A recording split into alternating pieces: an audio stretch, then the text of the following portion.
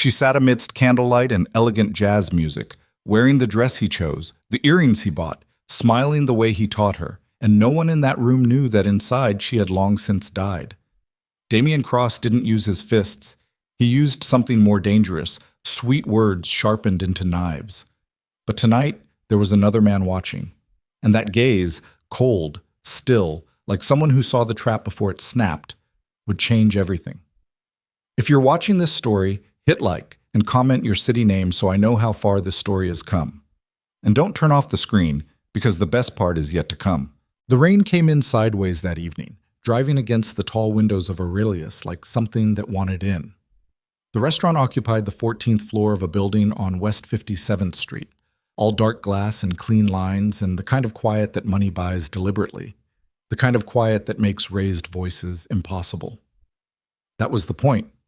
Places like Aurelius existed so that men like Damian Cross could do damage without witnesses. Lena Vale had been sitting across from him for 47 minutes. She knew because she'd been watching the thin silver band of her watch every time she dropped her gaze from his face, which was often. The watch was hers, bought with her own money 2 years before she met him. One of the few things in her life she could still say that about. "You're slouching again," Damian said. He didn't look up when he said it. He was studying the wine list with the focused attention most people reserve for legal documents, one thumb pressing absently against his lower lip. He hadn't looked at her in 11 minutes. She'd been counting that too. Lena straightened her spine. The adjustment was automatic, muscle memory, like flinching. "Sorry," she said. The word came out before she decided to say it. It always did now. Damian set the wine list down and finally looked at her, and the look was the particular kind he was skilled at. Not angry, not warm, just assessing. Like she was a problem he was calculating the cost of solving. "The Barolo," he told the sommelier who appeared at his shoulder without being summoned. These people were trained to anticipate men like Damian, and tell them the amuse-bouche was cold. "Of course, Mr. Cross." The sommelier vanished. Lena reached for her water glass. "You were going to order the Sancerre," Damian said. "I was thinking about it." "You always order the Sancerre. Every restaurant, same wine. It's like eating with someone's younger sister." He smiled when he said it. That was the particular genius of him, the smile that kept everything deniable. "It's not a criticism. I just think you should expand." Lena set the water glass down without drinking from it. She had learned that thirst was easier to manage than the conversation that followed if she did something he didn't expect. They had been together for 3 years, engaged for 7 months. The engagement had happened at a dinner much like this one, at a table much like this one, with Damian making the announcement to the table of his colleagues first, turning to her second. She had said yes because the room was watching, and because some part of her had still believed, at that point, that love was supposed to feel like this. Like standing at the edge of something that could swallow you whole and choosing to stay anyway because the alternative was admitting you'd made a terrible mistake. 3 years was a long time to have made a terrible mistake. "How was the library today?" he asked. The question had the texture of a trap, but then most of his questions did. Lena had learned to test the ground before answering. "Quiet," she said. "We got a donation. About 400 volumes from an estate in Connecticut. I spent most of the afternoon cataloging." He swirled the Barolo the sommelier had returned with, tasted it, nodded, poured her glass without asking. She didn't want the Barolo. "You know, Hendricks asked me again about the benefit gala, whether you'd be available to chair the silent auction committee." "You told me. I said I'd think about it." "You've been thinking about it for 3 weeks." "I have a job, Damian." The smile tightened at its edges, barely, but she knew that face the way cartographers know coastlines, every inlet, every dangerous shallows. "You have a hobby," he said, "that happens to pay you slightly above minimum wage. Hendricks's wife chairs 4 committees. She finds the time. Hendricks's wife doesn't work." "Exactly." The word fell between them like something dropped from a height. Lena looked at him. He looked back with that calm, evaluating patience, the expression of a man who believed he was being entirely reasonable and could not understand why the room kept misinterpreting him. "I'm not quitting my job to chair a gala committee," she said. "I didn't say quit. I said prioritize. There's a difference. One of the things you'd learn if you spent more time around people who operate at a certain level is that I don't want to learn that. Silence. Real silence, not the manufactured kind the restaurant sold. This was the silence that happened between two people when one of them has said something that changed the shape of the conversation in a way that couldn't be unmade. Damian looked at her for a long moment. He took a slow sip of wine, set the glass down precisely.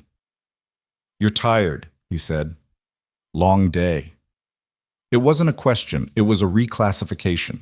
She wasn't disagreeing with him. She was tired. She wasn't making a point. She was overwhelmed. The reframing was so practiced it happened in under 3 seconds. And the terrifying thing was that part of her, the part that had been living inside this dynamic for 3 years, almost accepted it. Almost said, "Yes, you're right. I'm just tired." "I'm not tired," she said instead. "I meant what I said." But she was already looking away when she said it, already losing the thread of her own conviction, and they both knew it. That was when she saw him. The man was seated alone at a table in the far corner of the room, positioned with his back to the wall, in the way that people who have spent time being careful about their surroundings tend to sit. He was older than Damian, mid-40s maybe, with silver threading through dark hair that he wore short and somewhat carelessly, as if he had more important things to attend to.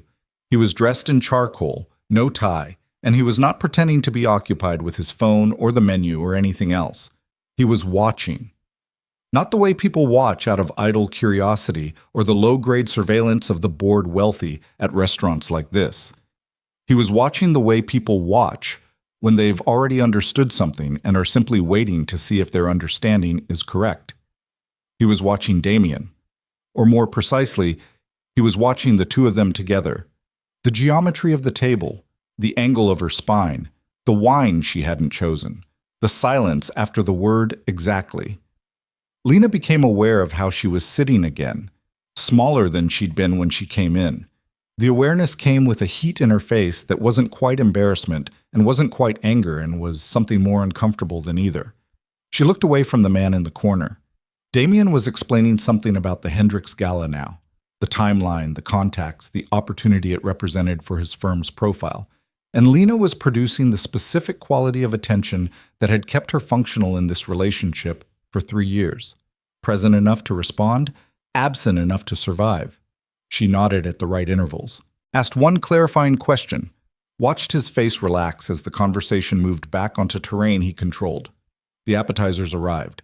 Sea scallops, perfectly composed, which Damian had ordered for both of them without consulting her. She was allergic to nothing he ordered for her.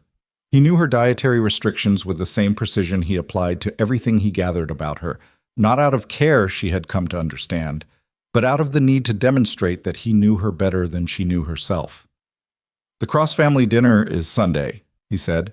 "Mother wants everyone there by 6. You mentioned 7 last week." She moved it. "I have a thing on Sunday evening." "What thing?" "A thing with Claire. We were going to cancel it." 2 words, no discussion, the same tone he used to send back wine. Lena cut a scallop into 2 pieces and didn't eat either of them. "She's my friend," Lena said. "She's not a productive friendship. Every time you spend the evening with Claire, you come home in a mood for 2 days." He said it with perfect reasonableness, concerned, almost tender. "I'm not trying to isolate you. I'm observing a pattern." The word isolate. He'd used it himself, tucked into a denial. She wondered if he even heard it. "I'll let Claire know," she said. The resignation in her own voice was the worst part. Not anger, not resistance, just the flat, tired sound of someone who has run the calculation and decided the fight isn't worth the aftermath. She excused herself after the main course arrived, ostensibly to use the restroom, actually to stand in a corridor lined with antique mirrors and breathe in a space where he wasn't watching. The corridor was narrow and low-lit, its walls hung with small oil landscapes, and its floor done in black and white hexagonal tile. She stood in front of one of the mirrors and looked at herself with the specific detachment of a person who has not recognized their own face in some time. The dress was burgundy. He had selected it. The earrings were pearl drops, His mother had given them to her at Christmas with a note that said Lena needed to start presenting herself appropriately to reflect the family. Her hair was up in the way he preferred, the way that showed the earrings. She was 31 years old, and she looked like a woman curated by someone else. The voice came from behind her without warning. He does it so smoothly, you almost think it's you. She turned. The man from the corner table was standing at the entrance of the corridor, not fully in it, as if he'd been passing and paused. He had a glass in one hand. Scotch, she would guess. Neat. And an expression that was not the expression of a man who had followed her to hit on her. It was more careful than that. More considered. "Excuse me?" she said. "The corrections," the man said. The way he does it in public. Soft enough that you can't call it what it is, but you feel it anyway. You've been apologizing for things all evening that weren't your fault. The heat returned to her face. "You were watching us." "Yes. I know what it looks like. I'm not going to pretend it's normal." He held her gaze without aggression, without anything she could easily classify and dismiss. "I watched someone I loved sit at tables like that for 2 years. I kept waiting for the right moment to say something. I ran out of time." Lena said nothing. The mirrors multiplied them, fractured reflections disappearing into depth. "I don't need—" "I know you don't." He set his glass down on a narrow ledge beside the nearest mirror and reached into his jacket pocket, produced a card, matte black, nothing on it she could see at first, and held it out to her. "I'm not offering rescue. I'm not that arrogant." She took the card before she'd decided to. The number was embossed in silver. No name, no firm, just the number. "Your cage has a door, son," he said. "You just forgot it was there." Then he picked up his glass and walked back toward the restaurant, and the corridor closed behind him, and Lena stood alone in a tunnel of mirrors holding a card she hadn't asked for and couldn't explain why she hadn't thrown away immediately. She was in the restroom for 4 minutes after that, running cold water over the inside of her wrists the way she did when the pressure behind her eyes got bad, staring at the card she'd set on the edge of the sink. The number looked back at her. When she returned to the table, the corner was empty. The man was gone as completely as if he'd never been there, and Damian was finishing his wine with the contented ease of a man whose dinner had gone according to plan. "You were gone a while," he said, "line for the restroom." He nodded, moved on, and Lena slid back into her chair and pressed the card flat beneath her thigh, and looked at the remains of her meal and tried to remember the last time she had ordered exactly what she wanted. She couldn't. She didn't sleep that night. The apartment was Damian's. Technically, everything was Damian's, a fact she had arrived at gradually enough that she hadn't noticed the process of it happening. The furniture, the lease, the neighborhood, the social calendar, the circle of friends who were actually colleagues of his, who tolerated her with the polite distance of people who understood she was an accessory to a man they were invested in. Even the coffee she drank in the mornings was the brand he'd decided on when they moved in together. She lay on her side of the bed. Her side, the left side, because he slept on the right, and she had simply never claimed anything else, and stared at the ceiling and listened to him breathe with the deep, uncomplicated rhythm of a man who had no difficulty sleeping. The card was in her coat pocket, downstairs, in the closet by the door. She'd moved it there when she came in, the way someone moves a thing to a place where they can tell themselves they've already decided to throw it away. "Your cage has a door." She'd heard things like that before. Inspirational language, the vocabulary of morning podcasts and self-help spines arranged on display shelves. She knew the architecture of empty encouragement well enough to recognize it and dismiss it. What she couldn't dismiss was that the man in the corridor had described the evening with specificity that unsettled her. Corrections. The way he does it in public. The apologizing. Not because he'd told her something she didn't know, because he'd named something she'd been working very hard not to name. There was a difference, she understood lying there in the dark, between enduring a thing and confronting the shape of the thing you were enduring. She had been doing the first for 3 years. It required a certain kind of constant, exhausting management, a willful softening of perception, a practiced smoothing of angles until everything was livable. The moment someone else named the angles, the smoothing stopped working. She got up at 3 a.m. and went to the kitchen and drank a glass of water standing at the sink, looking out at the midtown grid, all those lit windows and all those towers, all those other lives happening in vertical stacks above the pavement. Her phone was on the counter. She picked it up, set it down, picked it up again. She didn't call the number, but she photographed it, there in the kitchen at 3 in the morning, and then she stood looking at the photograph for a long time before she went back to bed. Bamso. The Rosewood Public Library occupied a converted brownstone on West 83rd, 4 stories of warm brick and arched windows, and an interior that smelled permanently of old paper and radiator heat. A smell Lena had loved since childhood, a smell that had never been retrofitted to mean anything other than what it was. She had been working there for 4 years, cataloging and acquisitions mostly, and it was, without question, the only place in her daily life where she did not perform. At the library, she was efficient, quick-minded, occasionally stubborn about classification systems, and often right about it. She made decisions without consulting anyone and was respected for it, and felt within those 4 walls like someone who knew who she was. She was unlocking the staff entrance at 8:15 the next morning when she heard footsteps on the steps behind her. "The Rilke is better in German," a voice said, "but the translation they have in your 831 section isn't bad." She turned. The man from the restaurant was standing on the bottom step with 2 paper cups of coffee from the cart 2 blocks down that she visited every morning when she worked the early shift.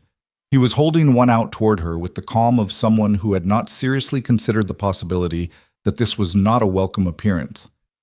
"This is—" She looked at him, at the coffee, at the familiar block around her. "This is my workplace." "I know. How do you know where I work?" "You had a Rosewood Library tote bag on your chair at the restaurant." She stared at him. He had the steady, unbothered quality of a man accustomed to being stared at, and had stopped being affected by it some time ago. "I'm Roman Mercer," he said.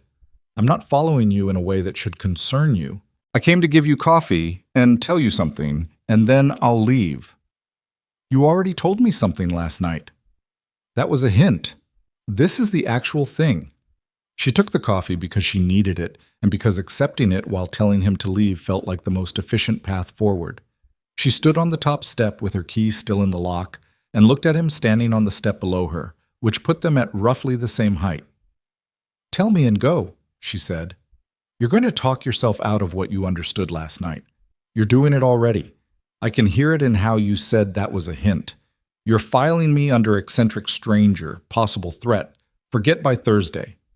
He drank from his own cup without breaking eye contact. "That's the rational response. I'm not criticizing it.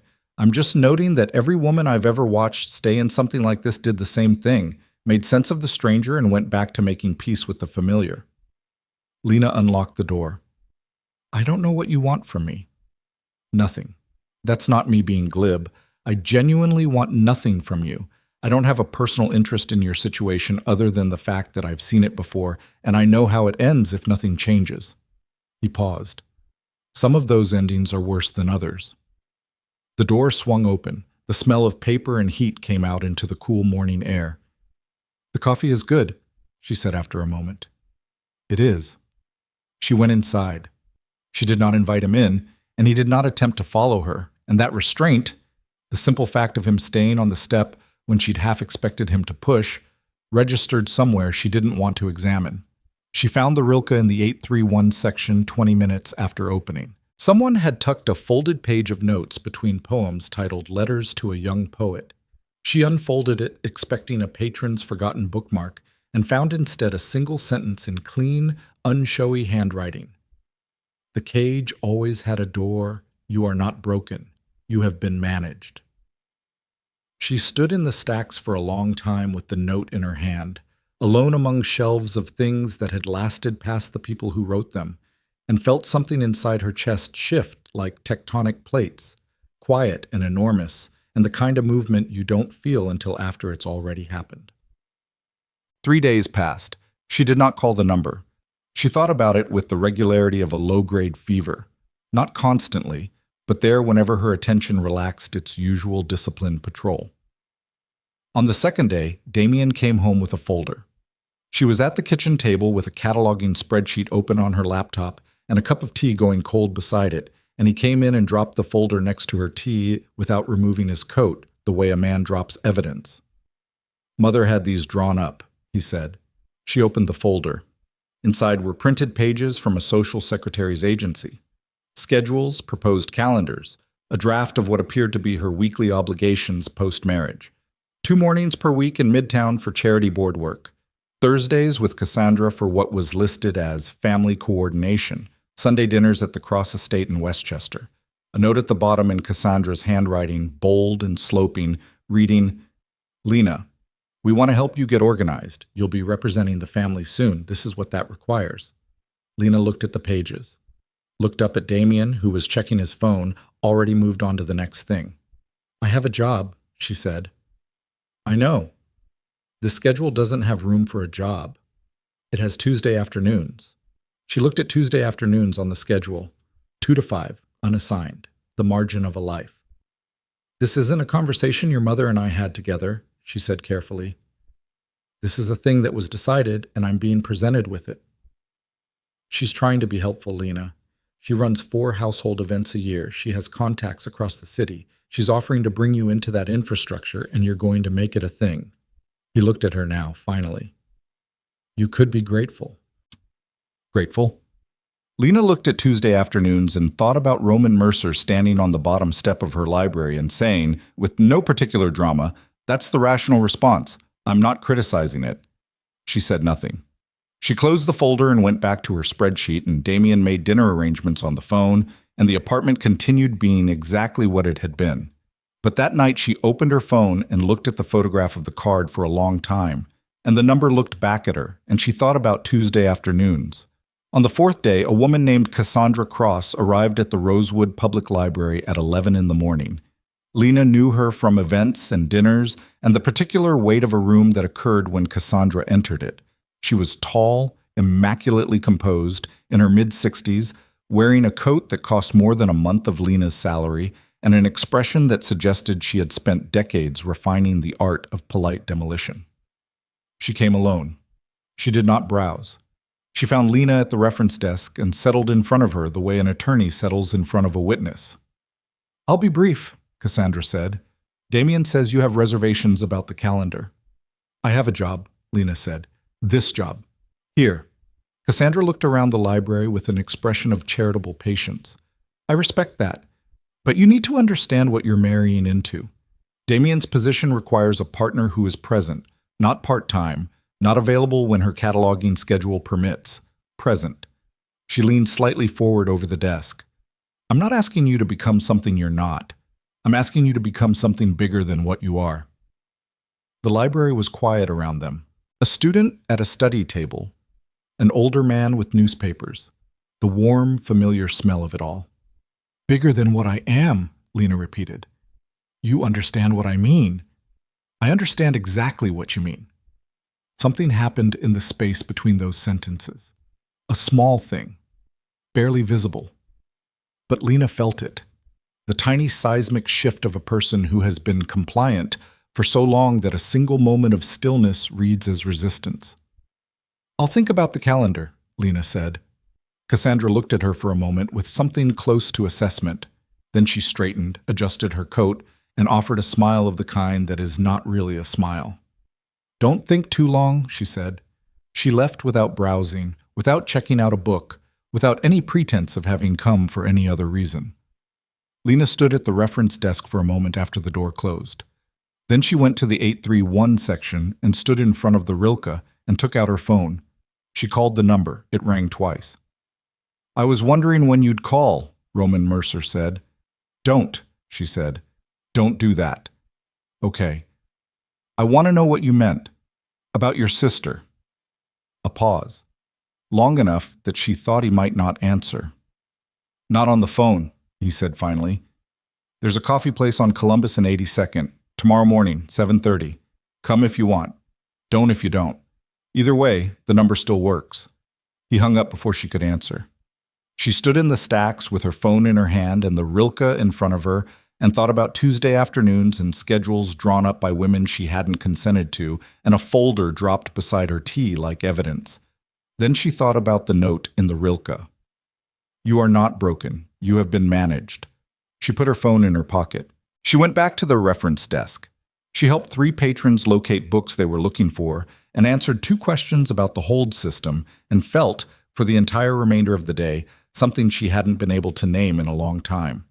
It felt like something being decided. Not yet made, not declared, not safe, but decided, quietly, in the place where decisions actually happen. Not in arguments or ultimatums or the careful negotiated language of people managing each other across expensive dinner tables, but in the private inner room where a person finally stops lying to themselves about what they are living with and what it is doing to them. She walked home through the cool October evening without taking the usual route he preferred she take, because he'd mentioned once that 86 through the park was safer and she'd adopted it without examining the adoption. Tonight she walked down 83rd and then over to Broadway and stood in front of a bookstore window for 10 minutes, just looking at covers she might buy for herself if she ever had Tuesday afternoons. Her phone buzzed. Damian.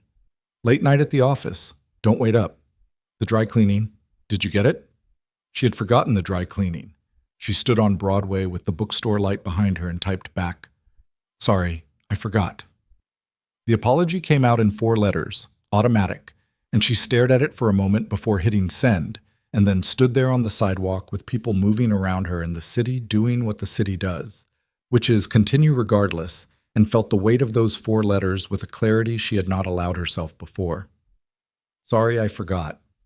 Sorry, I sat wrong. Sorry, I ordered the wrong wine. Sorry, I had a job. Sorry, I had a friend. Sorry, I existed in a way that inconvenienced the precise architecture of your life. She put the phone in her pocket. She walked home. She did not take his route. And at 7:28 the following morning, she pushed open the door of a coffee place on Columbus and 82nd and saw Roman Mercer already at a table against the wall, 2 cups already waiting, watching the door with the calm expression of a man who had not been certain she would come but had hoped she might. She sat down across from him. She did not apologize for being late. She was not late. "Tell me about your sister," she said. Roman Mercer did not tell the story the way people tell stories they have made peace with. He told it the way people tell the ones they haven't, with gaps, with the flat effect of someone who has rehearsed the words so many times they've been drained of their surface emotion, while the thing underneath stays completely intact. His sister's name was Vivienne. She had been 26 when she married a man named Gerald Ashworth, a literature professor at Columbia with a reputation for brilliance and a faculty apartment in Morningside Heights, and the particular kind of charisma that reads as depth until you've been close enough long enough to understand it is performance. Roman had met Gerald twice before the wedding and found him impressive in the way that certain things are impressive before you understand the mechanism. The controlled warmth, the vocabulary of respect he deployed around Vivienne in company, the way he listened to her when other people were watching. "I thought he was good for her," Roman said. He was holding his coffee cup with both hands, not drinking from it. The coffee place on Columbus was half full at 7:40 in the morning, low conversation and espresso machines and a couple at the next table debating whether to share a pastry. Normal morning, the kind of morning that made certain conversations feel surreal in their contrast. "She called me 8 months in," Roman continued. "She said things were difficult. That was the word she used. Difficult. I asked if she meant the marriage or him specifically, and she said she didn't know how to separate those 2 things anymore, and I should have understood what that meant, and I didn't." His jaw tightened, brief, controlled. "I told her all marriages had adjustment periods. I told her to give it time." Lena watched his face while he said this. She had worked with the public long enough to know the difference between people performing their pain and people actually living inside it. Roman Mercer was not performing. He was giving her the unadorned structure of something that had been living in his chest for years, the way you give someone a floor plan to a building you never want to enter again. She called twice more, 3 months apart. The language changed each time. Started with difficult, moved to complicated. The last time she used the word afraid, and then immediately said she didn't mean it that way. He looked at the coffee cup. "I told her I'd come out for a visit. I said we'd talk in person. I had a thing in Singapore that week, and I pushed the visit 3 weeks out." "What happened?" "She fell down the stairs." He said it without inflection. "Gerald was at a faculty dinner. She was alone. By the time anyone found her, it was too late." He paused. The medical examiner called it an accident. Broken rail on the landing, no evidence of anything else. Gerald was 11 miles away with 40 witnesses. Lena felt the cold of the coffee cup in her hands more acutely suddenly. But, she said, but Vivian had called me 6 weeks before and told me Gerald had pushed her into a wall during an argument. She hadn't been injured. She said she thought she'd provoked him, and she wasn't sure it counted. His voice was even, professionally even, the way a person sounds when they have spent considerable time and effort achieving evenness as a survival strategy. I told her to document it, to think carefully before making any decisions, to be patient. Silence. The couple at the next table decided to share the pastry. The espresso machine ran. Somewhere outside, a garbage truck made its regular indifferent noise. I told her to be patient, Roman said again. And then I got on a plane to Singapore. Lena said nothing for a long moment. There was nothing to say that wasn't inadequate, and she had enough respect for him and for the story not to offer the inadequate thing. How long ago? She finally asked. 4 years. And since then, I've had a lot of time to think about what I should have done differently. He looked up from the coffee cup and met her eyes with the same quality of attention she'd noticed in the restaurant. Not aggressive, not warm, just completely present. I'm not trying to save you because it makes me feel better about Vivian. I want to be clear about that. What I'm saying is that I know the specific architecture of what you're living in, and I know that the window when a person can choose to walk out is shorter than it feels from the inside. You don't know what I'm living in? I know you apologized for the dry cleaning in 4 letters and then stood on the sidewalk looking at a bookstore window for 10 minutes before you went home. She stared at him. Were you following me? I was walking back from a meeting on 84th. You were on Broadway. I wasn't following you. He held her gaze steadily. But I noticed, because I used to notice my sister doing the same thing, finding small places to exist outside the frame of what she was allowed to be. Lena looked away first. She looked at the window, at Columbus Avenue doing its morning things, at the unremarkable and continuous business of the city. What do you do? She said. For work. Real estate development mostly. Some private equity. He said it without the performance of money, which was its own kind of signal. I have resources. I'm not telling you that to impress you. I'm telling you because resources are the thing that makes the practical difference when someone decides to leave a situation like yours. I haven't said anything about leaving. No. I came here because I wanted to understand who you were. I know. And I'm still not sure I do. That's fair, Roman said. Take whatever time you need. The number doesn't expire. He finally drank from his coffee. But I want you to understand one thing before you go back to deciding I'm an eccentric stranger. Men who do what Damian Cross does don't get bored of doing it. They get more skilled at it. What's happening now? The calendar, the wardrobe, the friendships, the job? That's the middle. It's not the worst. Lena felt the sentence land in her chest like something dropped from a height. Don't do that, she said, her voice quieter than she intended. You already knew it, he said. That's not me telling you something new. She stood up, picked up her bag, left $4 on the table for the coffee he'd already paid for, a gesture she couldn't explain except that she needed to have paid for something herself. I'll think about it, she said. He nodded. Did not say that's what they all say, though she half expected it and half deserved it. She left. She thought about it for 11 days. 11 days during which Damian told her twice that her hair looked better when it wasn't up. Once that her laugh was too loud at an event his firm was hosting. And once, this one at home, in the kitchen, with no audience, nowhere to file it as performance, that she had an extraordinary talent for making simple things difficult. 11 days during which Cassandra Cross called 4 times. 2 of those calls Lena answered. The conversations followed the same structural logic as the visit to the library. Polished, reasonable, designed to make Lena feel the problem was her failure of perspective. 11 days during which she slept on her side of the bed and listened to him breathe and ran the same calculations in the dark, and arrived each morning at the same provisional conclusion. Not yet. One more day. Let's see how today goes. The day it stopped being provisional was a Tuesday. It started ordinarily. She was at work, mid-morning, sorting the Connecticut estate donation into subject groupings on a long table in the back workroom. It was methodical work, the kind she was good at, and she was settled into the rhythm of it. The physical pleasure of handling books, the smell, the familiar quiet. When her phone buzzed with a text from Damian. Jennifer from the agency is stopping by the apartment this afternoon at 3 to go over the post-wedding event schedule with you. You should be home by 2:30. Lena read the message twice. Jennifer from the agency. The social secretary Cassandra had apparently already retained, coming to the apartment at 3 p.m. on a Tuesday, which was a day Lena worked until 5. She typed back, "I work until 5 on Tuesdays. You know that." The reply came in under 30 seconds. "I told Mother you'd be available. She's already confirmed with Jennifer. Can you get someone to cover?" She set the phone face down on the table, picked up a book, a 1962 first edition of something she'd need to catalog separately, set it down. She picked the phone back up and called him.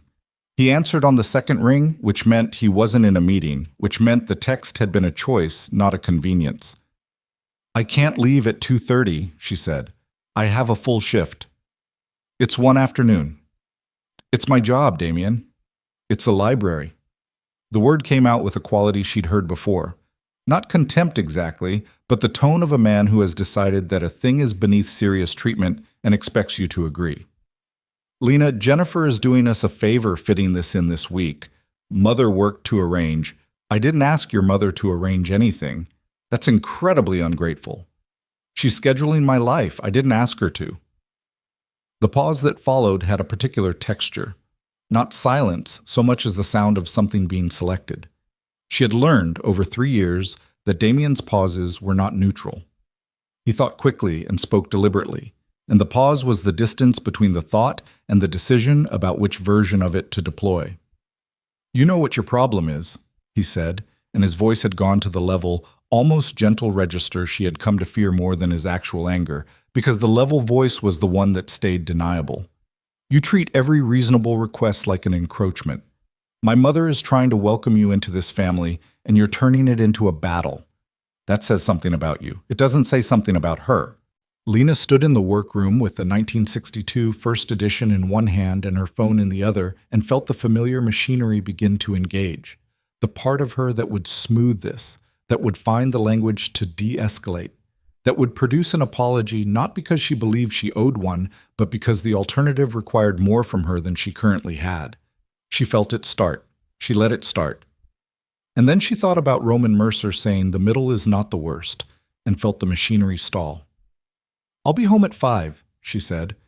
"If Jennifer can come at 5:30, I'll be there." "That's not 5:30, Lena said. "Or we reschedule." She ended the call. She stood in the workroom for a full minute after, heart going too fast, the first edition pressing its edges into her palm. The silence of the library was different from the silence of the apartment.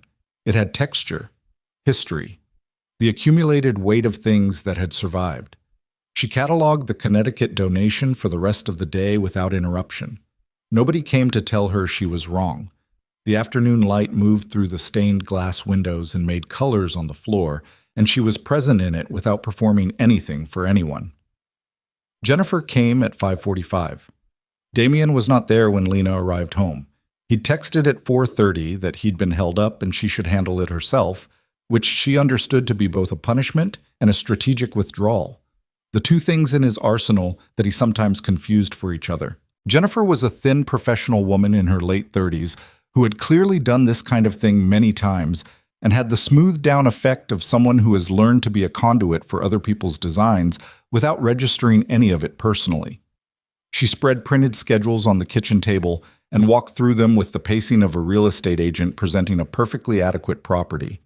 Lena sat across from her and listened and felt, for the duration of it, like someone watching a floor plan being drawn for a room she had not agreed to live in.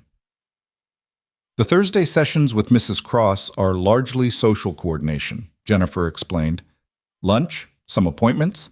She finds it valuable to keep family members aligned on the calendar." "Family members," Lena said. "Once you're married, yes." Lena looked at the Thursday column, then the Sunday column, then the Tuesday afternoons, which Jennifer had generously expanded to Tuesday afternoons and Friday mornings, for what was listed as personal time. What's personal time? Lena asked. Whatever you'd like, Jennifer said with a smile that was not a smile. Exercise, appointments, that sort of thing. Lena looked at the Friday morning column, 9 to 12. Personal time. The margin of a life expanded slightly. My job, Lena said. The library. 4 days a week, 8 to 5. Jennifer looked at the schedule, looked up. Mrs. Cross indicated that post-marriage, my job, Lena said again. Where does it fit? A pause. The first real one in the meeting. Jennifer had the grace to look slightly uncomfortable. I think that's a conversation to have with, it doesn't fit, Lena said. Does it? Jennifer said nothing, which was its own answer. Lena thanked her for coming, walked her to the door, stood in the hallway of the apartment after the door closed, and looked at the framed photographs on the wall. All of them selected by Damian or his mother, all of them featuring his family history, his travel, his aesthetic. Not a single one that Lena had put there. Not one that was hers. She went to the bedroom. She stood in front of the closet, his and hers, though that wasn't quite right because even the hers side had been gradually recomposed over 2 years of subtle suggestions and gifts that arrived with implicit expectations about what would now be appropriate. She looked at the dresses she no longer chose, the shoes that went with the dresses, the accessories organized on the shelf that Cassandra had sent from her own boutique after announcing that Lena's existing jewelry was too informal. She took out her phone and called Roman. The social secretary came today, she said when he answered. What did the schedule look like? There isn't room for the library. A pause. Did he tell you that, or did you figure it out from the schedule? The schedule. That's how they do it, Roman said. Not a direct order, just a structure that makes the thing impossible. His voice was even, undramatic. What do you want to do? I don't know yet. That's honest. I'm not ready to... She stopped, started again.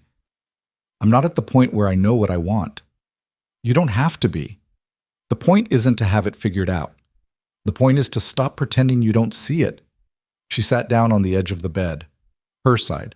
The left side. He's going to come home in an hour, she said, and he's going to be angry about the phone call today, and I'm going to have to manage that. I know. And I hate that you know, she said, with a flash of real feeling she hadn't expected. I hate that it's that readable. It's not you that's readable, Roman said. It's him. Men like him are actually very simple once you've seen the pattern. That's one of the things that makes them dangerous. They think they're complicated. They're not. They're just consistent. Lena looked at the closet that wasn't hers. Is there actually an apartment? She said. You mentioned one. A pause. Longer this time. Yes, he said. West Village. Furnished. The building manager is someone I trust. It's been ready for 2 months. 2 months? The number landed strangely. You prepared it before you even spoke to me. I prepared it because the restaurant wasn't the first time I'd seen you two together. The silence that followed was different from the previous ones, more weighted. What does that mean? She said. Damian Cross works 2 floors above a firm I have a financial relationship with. I've been in the same room as both of you 3 times in the past year. Industry events, a charity thing in April. He paused again. I want to be honest with you about that. I wasn't following you, but I wasn't a random stranger at the restaurant either. Lena absorbed this. She should have felt alarmed. She tested herself for alarm and found something more complicated. Not quite alarm, not quite relief, something in between that was mostly just the exhaustion of discovering yet another thing she hadn't been told. Why didn't you say something at one of those events? You weren't ready, and I didn't know you well enough to know if I was seeing what I thought I was seeing or projecting. A pause. The restaurant was different. He did the scallop thing, ordering for you without asking, and I watched your face not change, and I understood that you'd trained yourself not to react and that the training had taken a long time. Lena stood up, walked to the window. The city below, continuous and indifferent. I need to think, she said. Take whatever time you need. You keep saying that. Because I mean it. She ended the call and stood at the window until she heard Damian's key in the lock. Mom. He was not openly angry. That was the thing about him that had taken her the longest to understand. That the most dangerous version of Damian Cross was not the raised voice or the cold contempt, but the particular species of civilized, patient, entirely deniable pressure he could sustain across hours without apparent effort. He came in and made himself a drink and asked how the meeting with Jennifer had gone, and Lena said fine, and he said good, and they had dinner, pasta she made, wine he opened. And the conversation was surface and light, and she could feel, the entire time, the current underneath it, the evaluation happening behind his eyes, the calculation.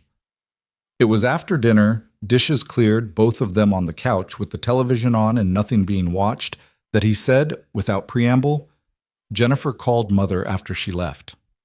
Okay, Lena said. Mother is concerned that you're resistant. I have thoughts about the schedule. That's not the same as resistant. What thoughts? The library isn't in it. We've talked about the library. We've talked around the library. You've said things about the library. I've been quiet about the library. She kept her voice level. She could feel her own pulse in a way she disliked. I'm not going to be quiet about it anymore. Damian turned slightly on the couch to face her more directly. He had a particular posture for these conversations. Not aggressive, never aggressive, just attentive in a way that felt like being measured. The library, he said, with the patience of a man explaining something for the final time to someone he's decided is being willfully obtuse, is something you did before us. I respect that. But we're building something, Lena. The Cross family has a certain position in this city. You're going to be part of that. You can't be part of that and also spend your days cataloging donated paperbacks in a brownstone on 83rd Street. That's my job. It's not a career, it's a phase, something you did in your 20s while you were figuring out what you actually wanted. It is what I actually want. The silence, the pause, the selection. Is it, he said quietly, or is it just the last thing that still feels like yours? The sentence landed with surgical precision, and the worst part, the part that made her breath catch, was that it was accurate. He had reached across the distance between them and found the true thing and named it, and she understood in that moment that his knowing her was not the same as his caring for her. He knew her the way a locksmith knows a lock, not to appreciate it, but to open it. Yes, she said, it's the last thing that still feels like mine. Then let me give you more things. I don't want you to give them to me. That doesn't make, I want to have them myself. He looked at her. She looked back. And the distance between those two positions, which had always been there, which she had always managed to paper over with the daily maintenance of keeping him satisfied, suddenly had no paper left to cover it. You've been different, he said. The last 2 weeks. Something's different. She said nothing. Did something happen at the library? No. Are you talking to someone? I talk to people every day. I work with the public. Lena, the voice dropped to the register she feared. I'm asking you a direct question. Has someone been talking to you about our relationship? The television continued doing what televisions do. A man on screen was describing something enthusiastically, and no one in the room cared. No, she said. The lie came out evenly. She was surprised by how evenly it came out. She was surprised that she had become the kind of person who could look at him and lie and feel, in the act of it, not guilt, but the small, grim satisfaction of protecting something that was hers. Damian studied her for a moment longer. Then he nodded, once, the way a man nods when he has decided not to push further but is not satisfied, and turned back to the television. Lena looked at the screen without seeing it. Under the cushion beside her, her phone had been sitting face down since before he came home. She had not looked at it since her call with Roman. She was aware of it the way you're aware of a door, not thinking about it constantly, but never fully forgetting it was there. She went to bed at 10 and stared at the ceiling and thought about what Roman had said. The window when a person can choose to walk out is shorter than it feels from the inside. She thought about Vivienne. She thought about the word afraid, deployed, and then immediately retracted. She thought about the schedule Jennifer had spread on this kitchen table, with its Tuesday afternoons and its Friday mornings, and its total erasure of the warm brick building on 83rd Street that smelled like paper and heat and the only version of herself she still recognized. Damian fell asleep at 11:15 with the television still on in the other room. Lena lay in the dark and made, without ceremony, without drama, without the language she would have expected such a decision to arrive in, a choice. Not yet a plan, not yet an action. Just the decision itself. Quiet, internal, the kind that doesn't announce itself but simply settles into the body like a change in weather. And once you've felt it, you understand that the previous state was only ever waiting for it. She was going to leave. She didn't know when. She didn't know how. She didn't know what it would cost her, legally, financially, socially, in the specific ecosystem of this city where Damian's name opened doors and his displeasure closed them. But she knew it the way she knew, standing in the library stacks, that a book was worth preserving, not through argument or evidence, just through the direct physical certainty of the thing in her hands. She was going to leave. And then, 4 days later, she walked into Aurelius to meet Damian for the dinner he had scheduled, a dinner she assumed was about the Jennifer situation, about the library, about the ongoing negotiation of her reduction, and found, seated at the table across from her fiancé, a woman she recognized from his firm's website. Catherine Dole, senior associate, 34 years old.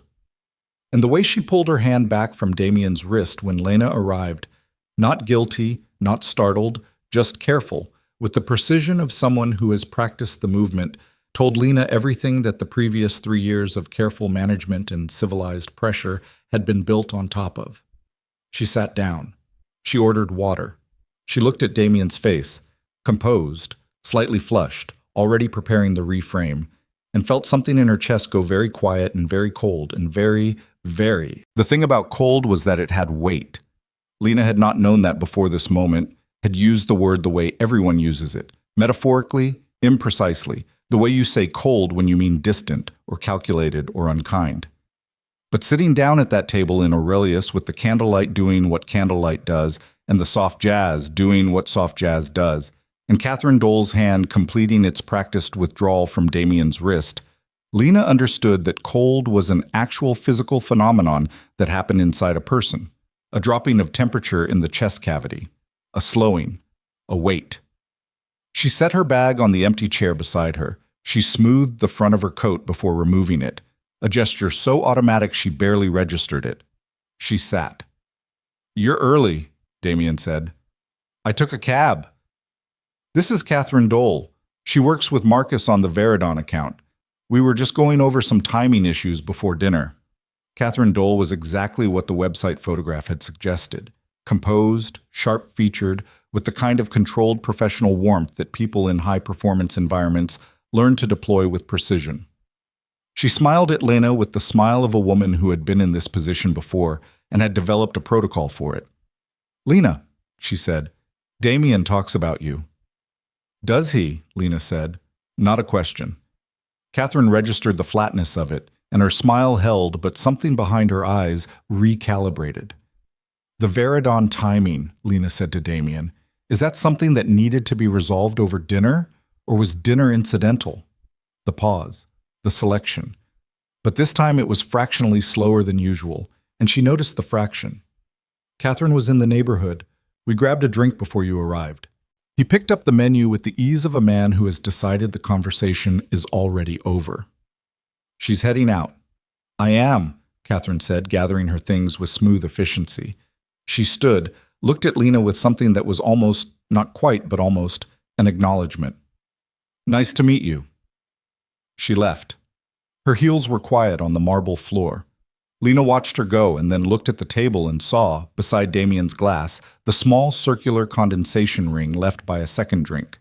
Not a drink someone had for 20 minutes before dinner, a drink someone had been nursing. "How long was she here?" Lena said. 20 minutes? Half an hour. The bar staff would know. Damian looked at her over the menu. "Excuse me?" "If I asked the bartender when you arrived, they'd know. That's not an accusation. It's just a fact." She kept her voice level. The cold was still in her chest, doing its work. I'm not asking you if something is happening. I'm telling you that I know something is happening. Those are different conversations. The menu came down, slowly. He set it on the table with the deliberate care of a man who understands that his next move is being watched. You've been under a lot of stress, he said. Don't. Lena, don't manage this. Her voice stayed even, but something in it changed pitch, dropped into a register she hadn't used with him before, a register that didn't ask for anything. I sat down at this table, and I watched you watch her leave, and the thing on your face for the 2 seconds before you composed it, I've seen that face before. Not on you, on other people, but I know what it is. You're describing something that isn't, how long? The words came out clipped, separate, like two stones. Damian looked at her for a long moment.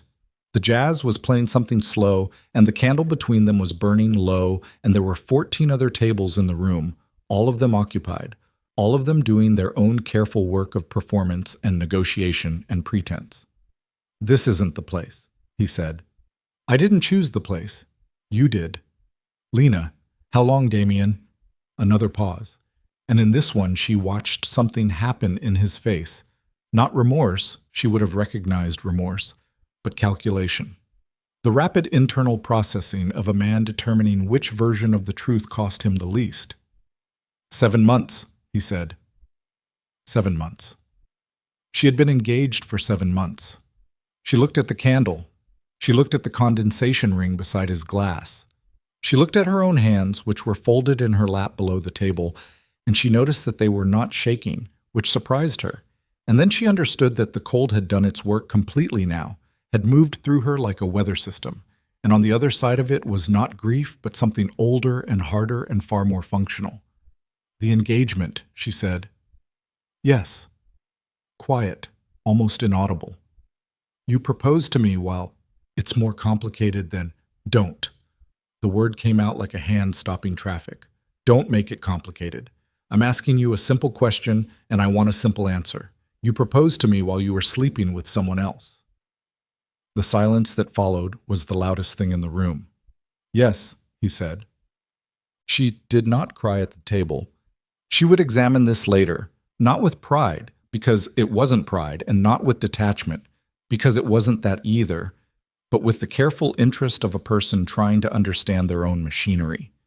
She did not cry because the cold in her chest had rearranged something, had moved things from one category to another, and grief was still there, but it was grief for a different thing than she expected. Not for Damian, not for Catherine Dole. For the 3 years she had spent reducing herself carefully and incrementally, and with tremendous effort to fit inside the space his life allowed for her, and the realization that she had performed that reduction in service of something that had never, not once, been what she thought it was. She ordered nothing. She drank the water. She looked at him across the table and let him talk. And he did talk, in the careful, registered voice, the explanation assembling itself with the practiced logic of a man who had been preparing this conversation for some time. The relationship with Catherine was not what it appeared. It had begun as professional closeness and developed beyond what he intended. He had not known how to address it. He cared for Lena deeply, and the engagement was real, and his commitment to their future was genuine, and Catherine was a separate and distinct. Stop, Lena said. He stopped. I'm going to ask you one more thing, she said, and then I'm going to leave. He waited. The apartment, she said. The lease is in your name. Yes. The furniture. Lena. The furniture. The things in that apartment. What's mine? He looked at her with the expression of a man who has not yet caught up to the conversation he's in. Everything there is ours. I don't understand the question. My books, she said. My journals. The camera my father gave me. The coat I had before we met. The things I brought with me when I moved in. She paused. That's what I'm leaving with. You're not leaving tonight. She stood up. Lena. And now there was something different in his voice. Not the level register, not the cold patience, but something lower and less managed. Not emotion exactly, more like the sound a man makes when he realizes the situation has moved outside his control. Sit down. We're going to handle this like adults. I am handling it like an adult, she said. I'm leaving. She picked up her bag and her coat. She put the coat on. She straightened it the way she'd been taught to straighten it, and then she stopped doing that and let it hang however it wanted. "You signed an agreement," he said, "when you moved in. A cohabitation agreement. My attorney drafted it." She looked at him. "You signed it," he said again, and the voice had moved fully into something she had never heard from him before. Flat, stripped of performance, the actual instrument beneath the music. "It covers the apartment, shared assets, and certain provisions about professional conduct. If you leave under these circumstances, there are legal implications you haven't considered." "What kind of implications?" "The kind you need an attorney to explain." He met her eyes. "You don't have an attorney, Lena?" The restaurant continued around them. Jazz, candlelight, 14 tables of careful performance. "No one will believe you walked away from this," he said. "You don't have anywhere to go. You don't have the financial position to—" He stopped himself, recalibrated, the mask coming back, adjusting. "I'm not threatening you. I'm trying to make you understand the reality of what you're about to do. You're emotional. You've gotten an incomplete picture and you're about to make a decision that will have real consequences. Sit down. Let's talk like—" "You said no one will want me," she said, "about 6 months into our relationship. After the thing with your colleague's dinner party where I wore the wrong dress. You said no one else will ever understand me the way you do. That I have a tendency to alienate people. That I need someone patient enough to handle my—" She stopped. The cold was extraordinary now, clear as a bell. "You've been saying it in different ways ever since. I just got so used to the shape of it that I stopped hearing the words." He said nothing. "I'm going to go get my things now," she said. "You can call your attorney in the morning." She walked out of Aurelius with her coat half buttoned and her heart going at a rate that she felt in her throat and her hands steady at her sides. And she pushed through the door into the October night, and the cold outside was different from the cold inside. Bracing, physical, the city smell of rain and exhaust, and the indifferent business of 10 million lives. She stood on the sidewalk and called Roman. He answered on the first ring. "I need that apartment," she said. "Tonight." And Chet. He met her outside the building on 57th 20 minutes later. He didn't ask questions on the street. He looked at her face, and whatever he saw in it told him the questions could wait, and she was grateful for that with a gratitude that was mostly just exhaustion. He had a car, not a car service, his own car, which surprised her slightly. A black sedan with a parking spot around the corner that suggested a level of city logistics she hadn't considered. He drove and she sat in the passenger seat and looked at the streets going by and did not cry and did not speak for 6 blocks. "Catherine Dole," she said, "from his firm." "I know who she is, yeah." She looked at him. "You knew." "I suspected. I didn't have confirmation." He kept his eyes on the road. "I wasn't sure enough to tell you, and I wasn't sure how it would land if I was wrong." "How long have you suspected?" "A few months." His jaw moved. "I'm sorry I didn't say something." "Would it have mattered?" He was quiet for a moment. "Probably not. You weren't ready to hear it 2 months ago. You were barely ready tonight." She looked back at the street. "He mentioned a cohabitation agreement, legal provisions." "I know about the agreement." She turned to look at him again. "Damian Cross is not the first man in this city I've watched operate this way," Roman said. "When I knew I was going to speak to you, I had someone look at his legal arrangements.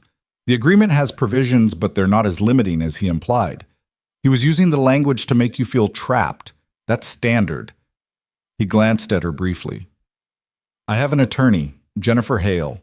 She's good. She'll go through everything tomorrow." Lena absorbed this. Outside, the city moved past the windows in its continuous, unconcerned way. "You had someone look at his legal arrangements before you talked to me," she said. "Yes." "That's—" She tried to find the word. "A lot," he said. "I know. I told you I wasn't a random stranger. I'm not asking you to be comfortable with all of it right now. I'm asking you to get through tonight." She looked at her hands in her lap. "Okay," she said. Down. The apartment in the West Village was on the 3rd floor of a brownstone on Bank Street, and it was smaller than the 57th Street apartment and entirely without the curated performance of Damian's aesthetic. And when Roman unlocked the door and turned on the lights, she stood in the doorway for a moment and looked at it. A couch, a bed visible through an open door, A kitchen with a window that faced a garden, bookshelves empty and waiting, and felt something move through her that was not quite relief and not quite grief, and was mostly just the enormous destabilizing experience of a space that did not have him in it. "The building manager is Greta," Roman said. "She knows you're coming. She won't ask questions. The utilities are handled for the first month. After that, it's yours to decide what you want to do with it. My books are at the apartment. We'll get them tomorrow. I'll come with you." "He'll be there." "I know. He set a key on the counter. That's why I'll come with you." Lena walked into the apartment. She walked through the small living room and stood at the kitchen window and looked at the garden below, which was dark and end-of-season bare and entirely unspectacular, and was the most beautiful thing she'd looked at in months. "Why did you prepare this 2 months ago?" she said. Roman was standing near the door, not fully in the apartment. She noticed that he had brought her here and turned on the lights and not come all the way in, as if the threshold mattered. "Because I knew you'd need it eventually," he said. "And I didn't want the practical thing to be the obstacle when you got there." "That's either very thoughtful or very presumptuous." "Both, probably." She turned away from the window, looked at him across the small room. "Tell me the rest of the thing you haven't told me," she said, "about how you know Damian, the full version." He was quiet for a moment. Then he came fully into the apartment and sat down on the arm of the couch, not settled in, not comfortable, just present, and told her. The financial relationship he'd mentioned was real.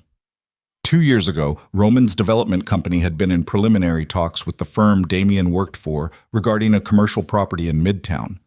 The talks had dissolved, but during the due diligence period, Roman's team had come across documentation that suggested irregular billing practices in the firm's accounts, charges to clients that didn't correspond to logged hours, small enough individually to escape scrutiny, substantial in aggregate. Nothing had been reported. The deal had simply not happened. "When I saw you at the industry event in February," he said, "I did what I do when I'm trying to understand a situation. I looked at what I knew about him, the billing irregularities, the way he operated at those events, the social architecture of him, who he positioned himself next to, how he handled his colleagues versus how he handled people he considered beneath him. And I looked at you standing next to him and the way you occupied space when he was watching versus when he wasn't. You watched me when he wasn't watching." "Yes." Lena sat down on the couch itself, the full way, and let the weight of the evening come down on her shoulders and settle. "The billing irregularities," she said. "You still have that documentation?" "Yes." "That's a weapon. It's leverage," he said. "If he tries to use the cohabitation agreement aggressively, or if he makes things difficult for you professionally, the library board has donors, some of them connected to his firm's client base. We have something to work with." He paused. "I'm not interested in using it unless he forces it." Lena looked at the empty bookshelves. She thought about the journals she'd kept for 3 years in the drawer of her bedside table, the left side, her side. She thought about them sitting there tonight with Damian in the apartment, and the thought produced a cold anger that was different from the cold at the restaurant. Not quiet, not still, but directed. "I want my journals," she said. "Tomorrow." "All of them. He doesn't get to read them." "He won't.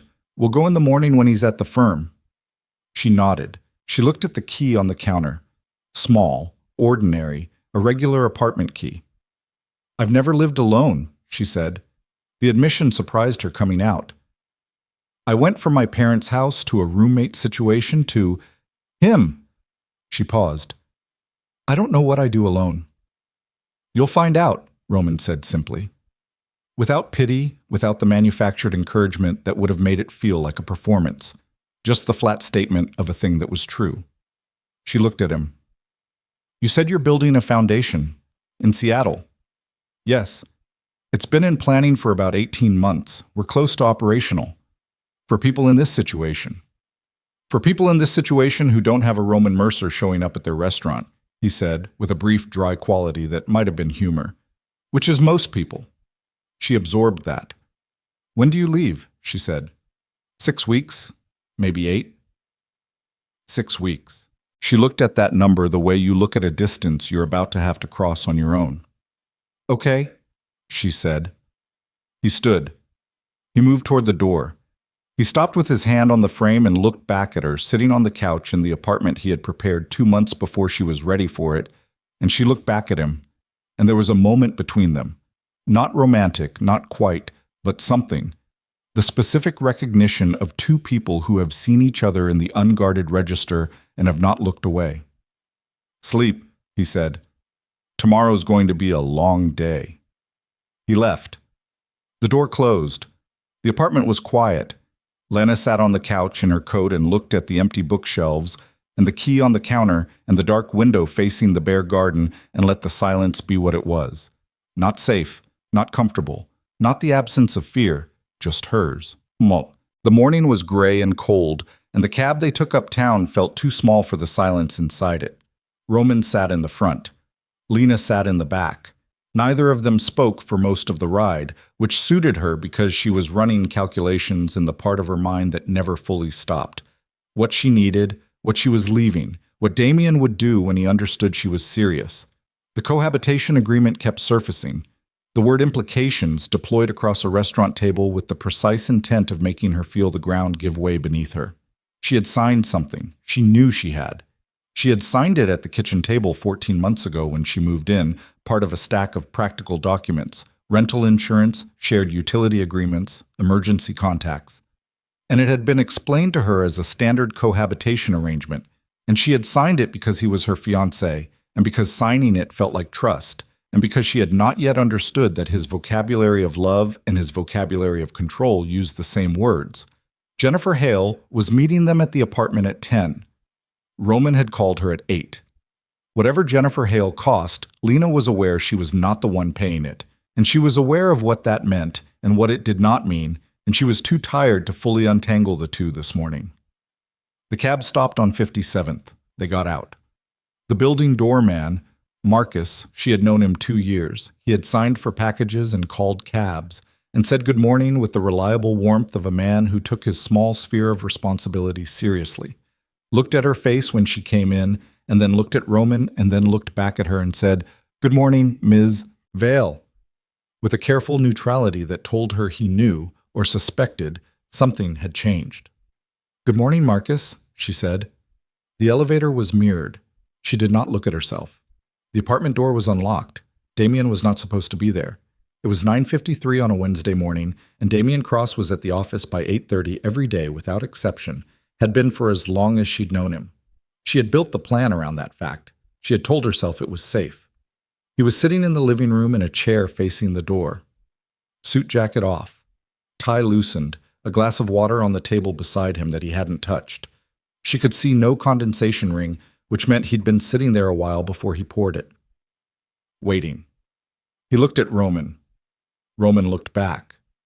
The specific quality of that exchange, two men who knew each other only as abstractions suddenly occupying the same room, had a charge to it that Lena felt across her skin. "I took the morning," Damian said. To her, not to Roman. "I thought you might come back." "I'm here for my things," she said. "I'm not here to discuss anything." "Who is this?" "This is someone who's helping me." Damian stood, slowly. He was not a physically intimidating man in the conventional sense, not large, not aggressive in his body language, but he had a way of occupying space that compressed the space of people around him, and she felt it now, the familiar atmospheric pressure of his presence. "I know who you are," Damian said to Roman. "Mercer, the Aldridge Street development. We almost worked together." "We did almost," Roman said. "You've been talking to my fiancé." "Yes." "For how long?" "Long enough." Damian looked at Lena, and what was on his face now was something she had not seen before. Not the civilized patience, not the cold management, but something rawer and less curated, the thing that lived underneath the performance and came out when the performance failed to serve its purpose. "You went to a stranger," he said. "You talked to a stranger about our relationship, about our private—" "Don't," she said. "Catherine Dole. 7 months. Don't talk to me about private." The name landed in the room like a detonation. "That is not—" He stopped himself. Reset. The control returning visibly, the way you watch a machine restart. "That has nothing to do with—" "I'm going to get my things now," Lena said. Jennifer Hale is coming at 10 to discuss the cohabitation agreement. You're welcome to have your attorney call hers. Something moved across his face. The name Jennifer Hale. He knew it.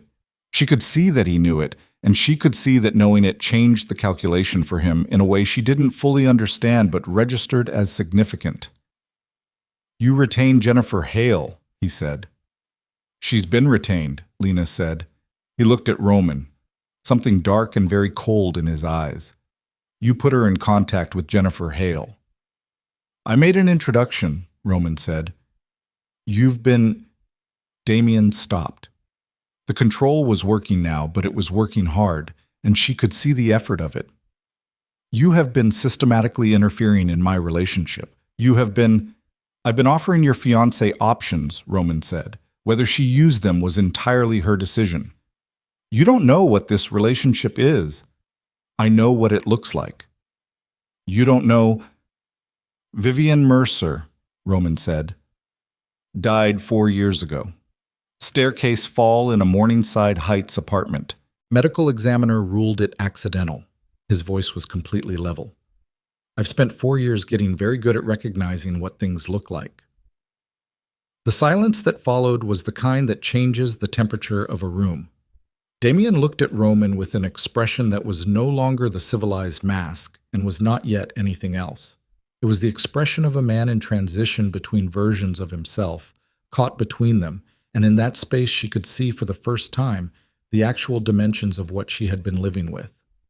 She went to the bedroom. She pulled her 2 bags from the closet shelf, her bags, ones she'd brought from her previous apartment, not the matching luggage set he'd bought her, and she packed with the focused efficiency of a person who has made a decision and is in the implementation phase.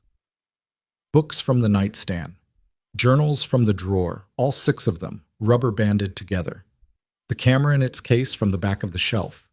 The coat she'd had for 7 years hanging behind his coats. A sweater her mother had knitted. Photographs from the dresser. Not the ones on the walls, those were his. But the 3 she kept in her drawer, small and personal and entirely hers. She could hear them in the living room. Not arguing. The quality of silence between 2 men who are deciding whether to argue. She zipped the bags. She stood up.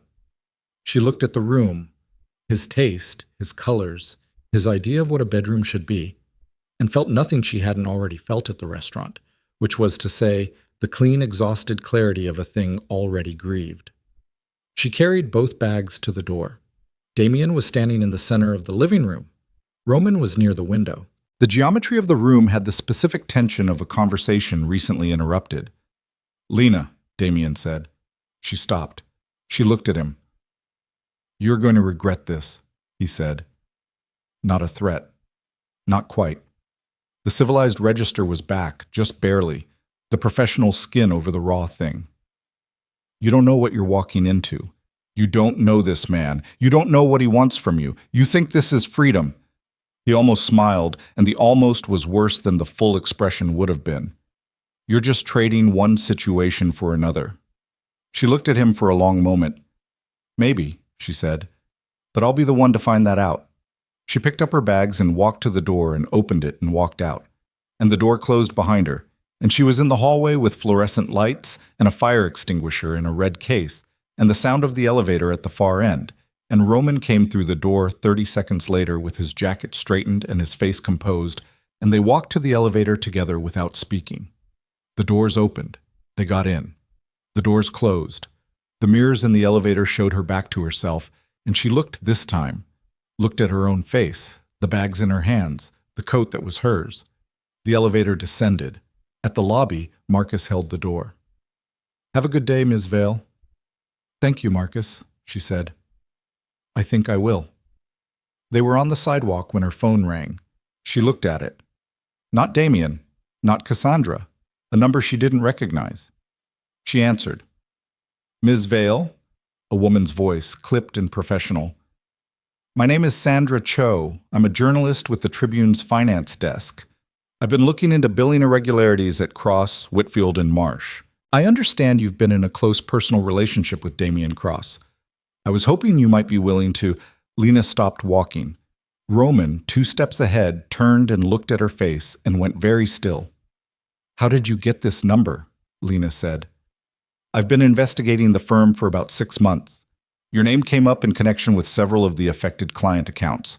It appears Mr. Cross used your personal contact information as a secondary address on at least 3 of the billing arrangements.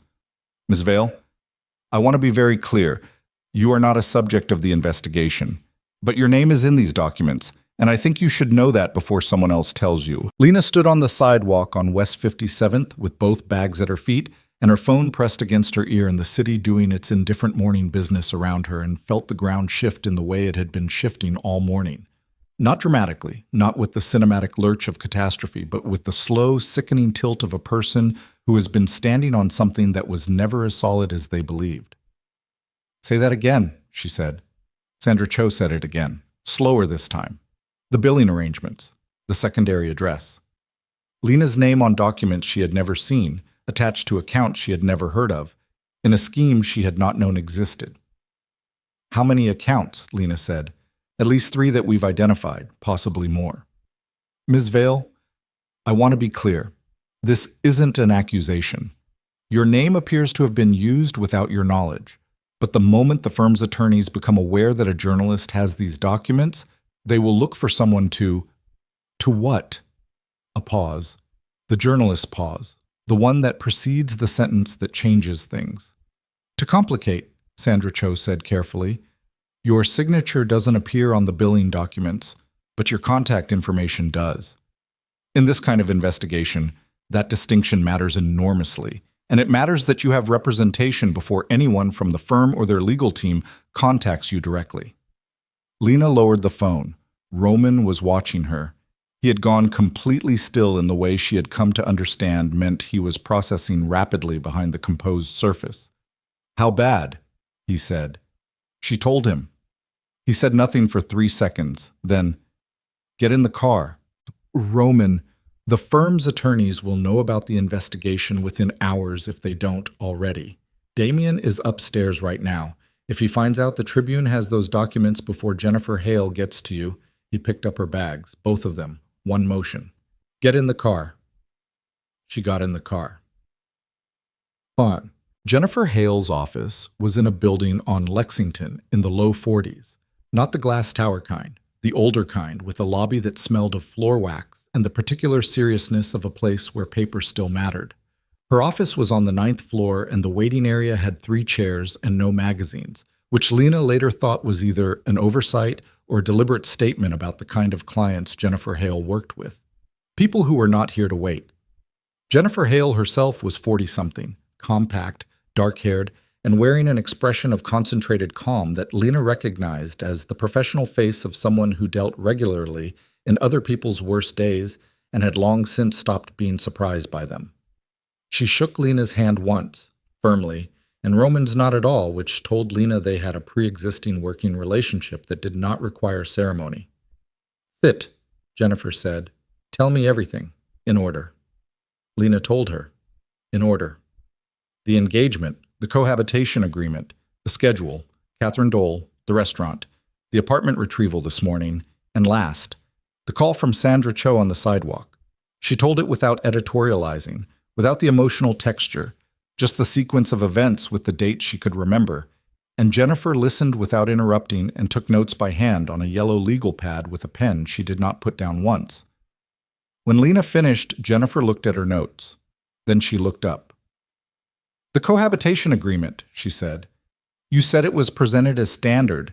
Did you have independent counsel review it before signing?" "No." "Did he suggest you should?" "No." "Did anyone tell you that you could?"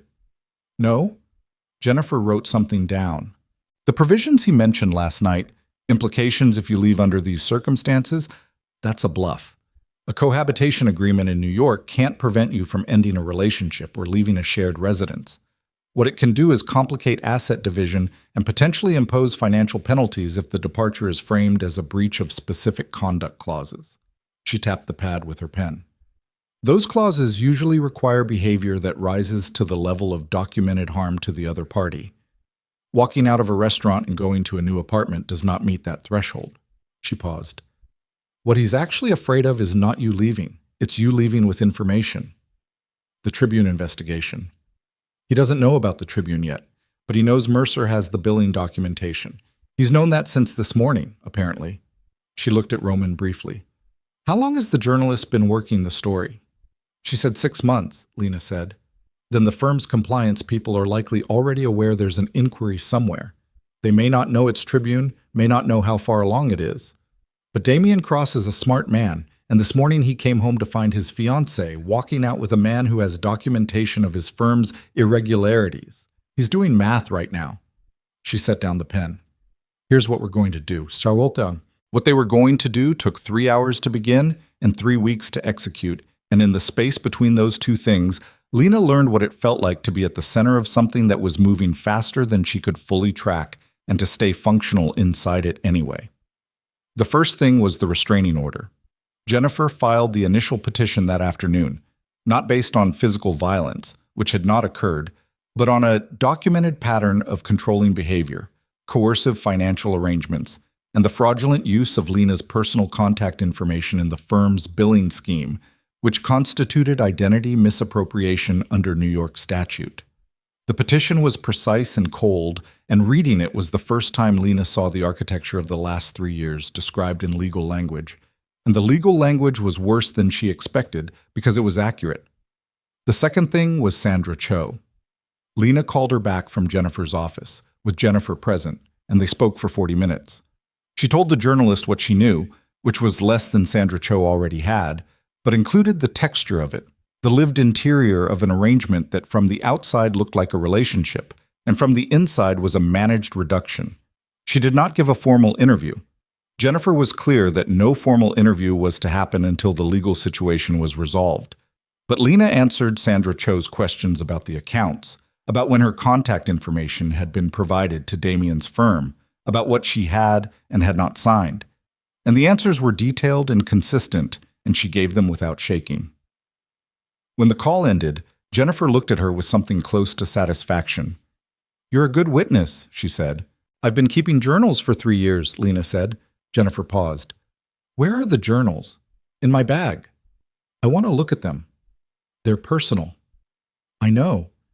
Jennifer held her gaze. "They may also be evidence. You don't have to decide today, but don't let them out of your possession." Lena nodded. She was aware of the bags at her feet, the same ones she'd packed in the bedroom an hour and a half ago. The journals rubber-banded together at the bottom of the left bag.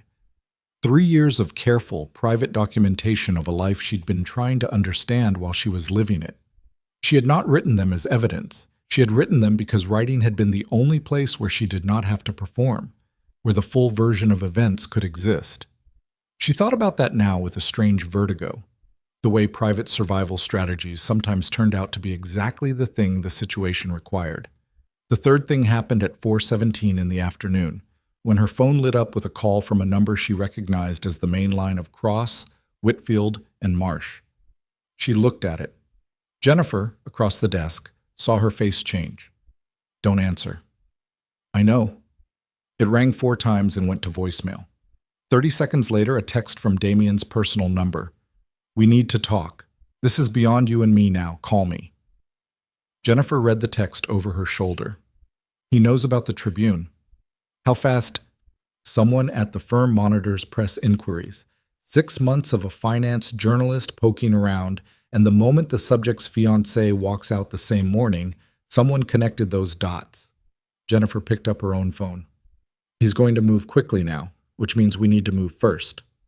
Moving first meant that by 6 p.m. that evening, Jennifer Hale had filed the restraining order petition, formally notified Cross, Whitfield, and Marsh of Lena's legal representation, and sent a letter to the firm's managing partner outlining the specific nature of the identity misappropriation claim with a request for preservation of all billing records containing Lena Vale's contact information. The letter, Roman told her later, was the equivalent of dropping a match in a room that had been filling with gas for 6 months. The next 72 hours were the kind that compress into something denser than their actual duration. Not long in the experienced way, but in the geological way, the way pressure works, the way 3 days can leave marks that take years to fully read. Damian did not come to the Bank Street apartment. The restraining order petition, even in preliminary form, created a legal perimeter that she understood intellectually, but still felt the edges of at 3 in the morning, when she lay in the unfamiliar bed listening to the unfamiliar building sounds and running calculations about what he was doing in the apartment on 57th with her name in his firm's documents and a journalist working a story. Cassandra Cross called twice. Lena did not answer. On the second call, Cassandra left a voicemail that was 4 minutes long and composed in the specific register of a woman who believed herself to be making a reasonable appeal while simultaneously dismantling every option that wasn't capitulation. Lena listened to it once, fully, and then sent the recording to Jennifer. The library called on the second day. Not Damian, not the firm. Her supervisor, a quiet man named Bernard who had worked at Rosewood for 22 years and had the institutional solidity of the building itself. He asked if she was all right. She said she was managing. He said he'd heard from 2 donors who were associated with Cross, Whitfield, and Marsh that there had been some communication suggesting Lena might be taking an extended leave. She gripped the phone. "I am not taking leave," she said. "That's what I told them," Bernard said. "I also told them that staffing decisions at this library are made by this library's management and that donor relationships do not change that." A pause. "Come in when you're ready. Your job is here." She stood in the Bank Street kitchen after the call with her hand flat on the counter and breathed through the rage the way you breathe through pain, not suppressing it, just giving it somewhere to go that wasn't the nearest wall. He had called her donors. He had called her donors before the restraining order was even formally served. She called Roman. "I know," he said, before she finished telling him. Jennifer heard the same thing. "He's trying to destabilize your professional position before the Tribune story breaks. If you lose the library job, your financial independence goes with it, and you become more dependent on whatever settlement negotiation follows." His voice was measured. Not cold. Careful. The distinction mattered to her. "It's a standard move. It's my job. I know." "He called my donors, Roman." "I know." A pause. Bernard held. "This time." "Yes, this time." He didn't pretend it would definitely hold. She appreciated that more than reassurance would have served. The Tribune story is moving faster than Sandra Cho expected. Her editor approved expanded resources 2 days ago. When it publishes, Damian's leverage over professional contacts evaporates because the story becomes about him, not about you. When does it publish? She thinks 10 days, maybe less. 10 days. She looked at the window over the garden, bare, gray-skied, a cat moving along the back fence with the serene unconcern of an animal that had never agreed to be involved in human affairs. "What do I do for 10 days?" she said. "You go to work," Roman said. "You go to the library every morning. You do your job. You let Jennifer handle the legal machinery, and you let Sandra Cho handle the story, and you do not respond to Damian or Cassandra directly under any circumstances."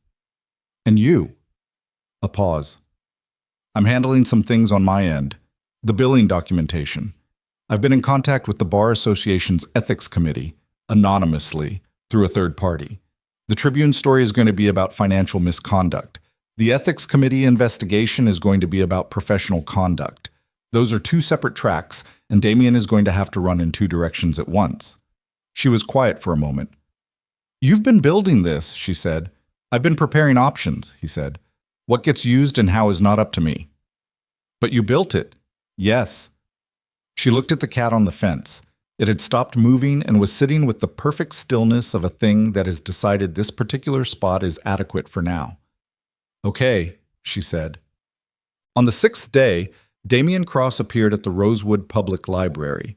She was at the reference desk at 2 in the afternoon, helping a graduate student locate a specific edition of a text on urban planning when she looked up and saw him come through the door.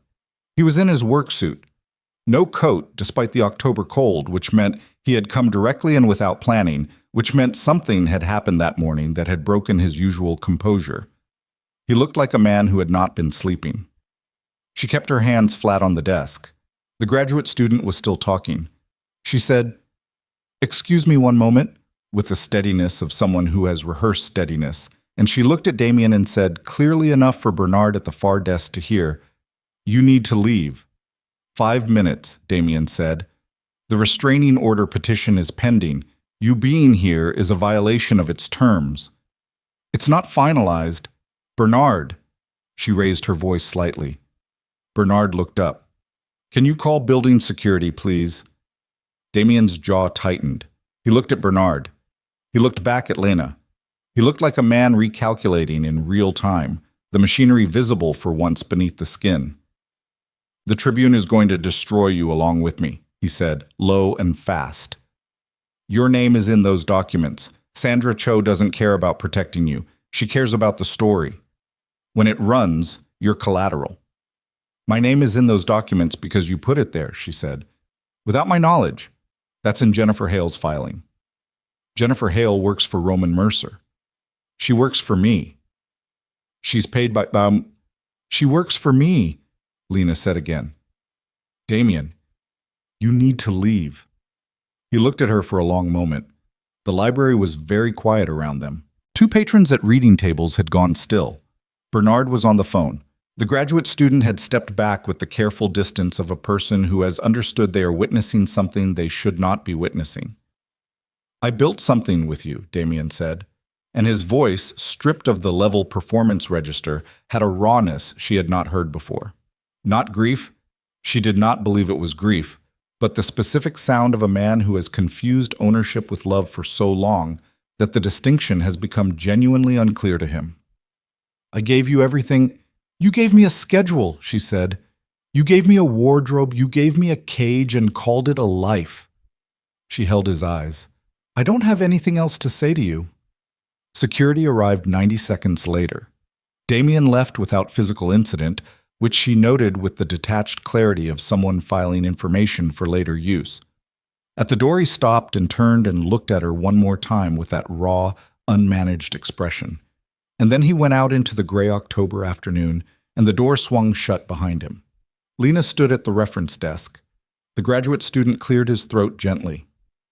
"The urban planning text," he said. "Third floor, you said?" "Third floor, east wall," she said. "Call numbers on the slip." He went. She stood. Bernard came over with the quiet, deliberate walk of a man giving someone space to finish what they're feeling before he offers anything. "You all right?" he said. "Yes," she said, and meant it, which surprised her. Mum.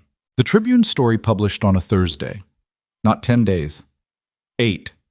Sandra Cho's byline above a piece that ran 4,200 words on the front page of the finance section and migrated to the main page by noon. Lena read it on her phone in the staff break room at Rosewood, sitting on the edge of the table with her coat still on and a cup of coffee going cold beside her, and the reading of it was one of the stranger experiences of her adult life.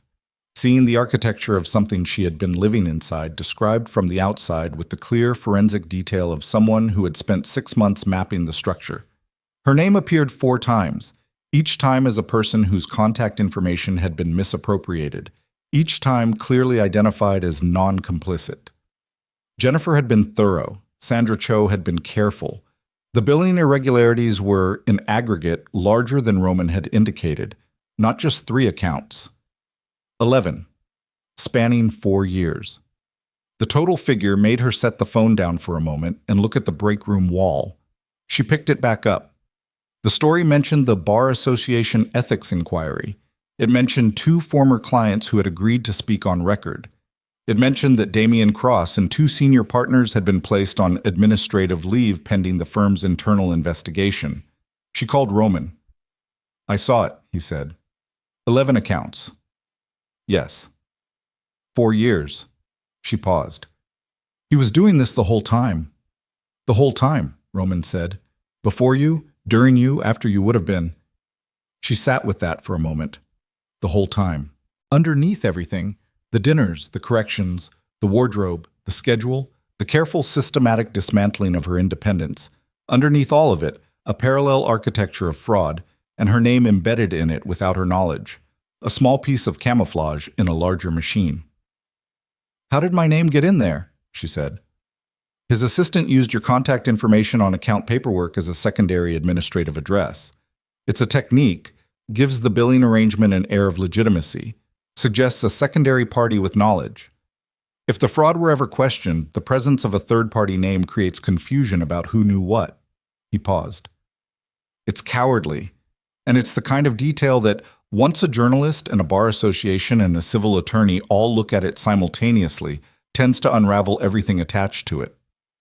Jennifer filed the civil claim this morning, Lena said. I know. I spoke to her an hour ago.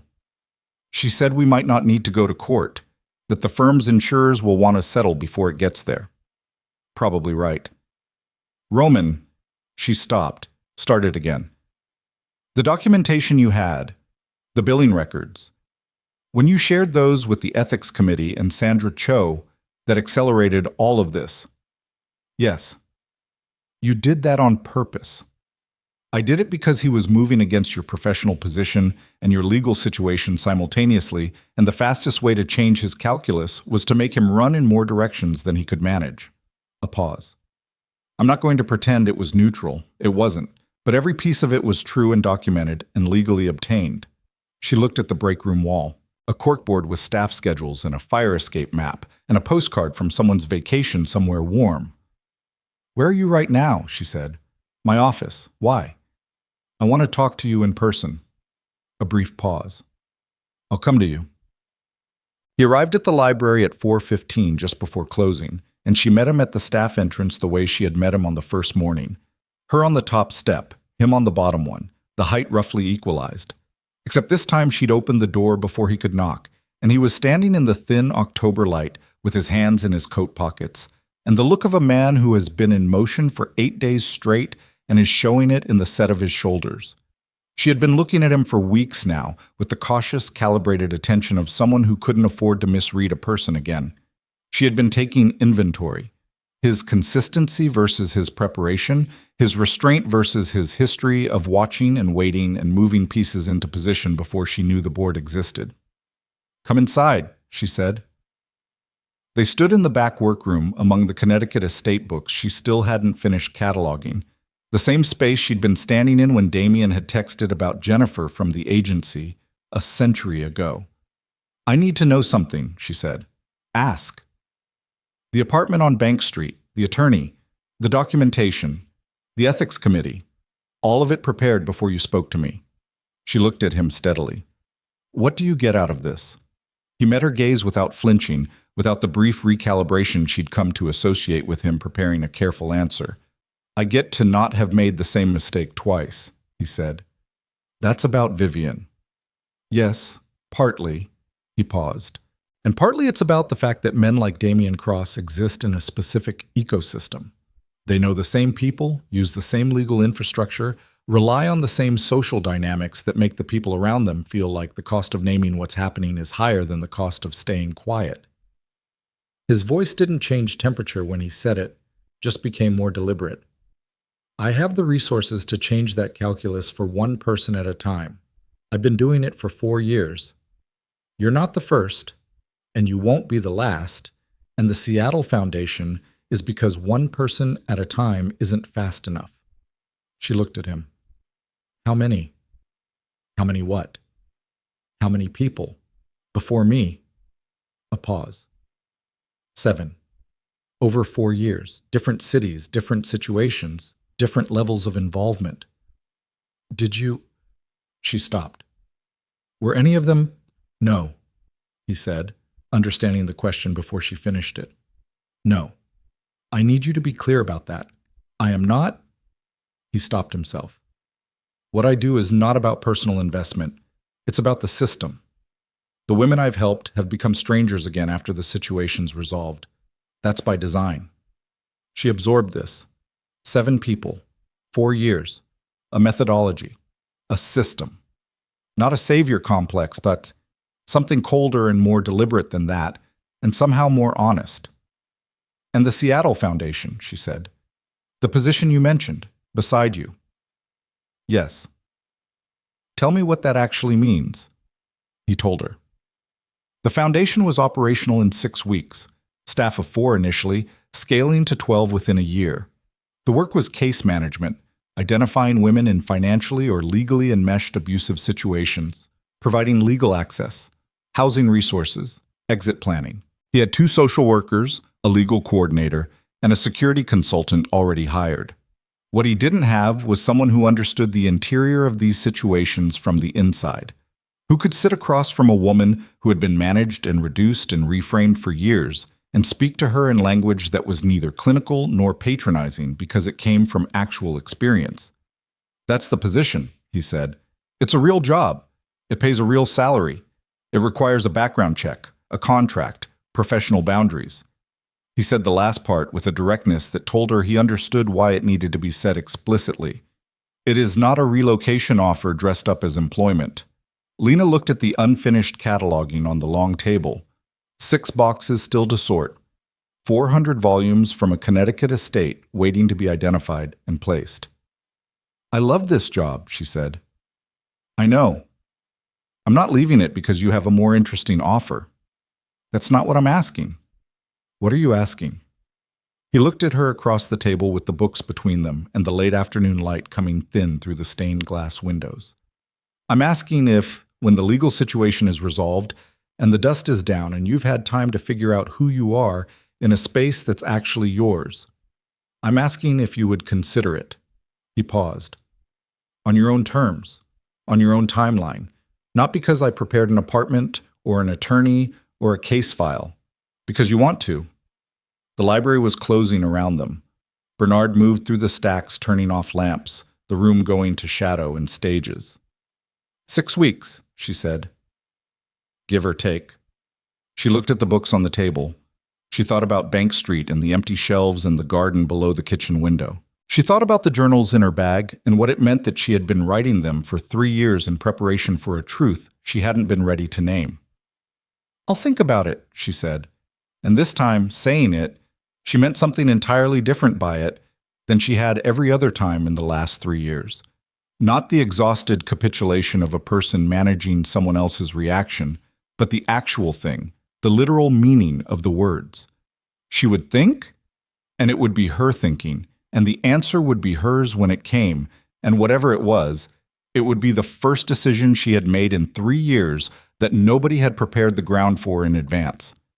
Roman nodded. He picked up his coat. He was at the workroom door when his phone buzzed. He looked at it. Something crossed his face. Not alarm, but the particular quality of focused attention that preceded action. "What?"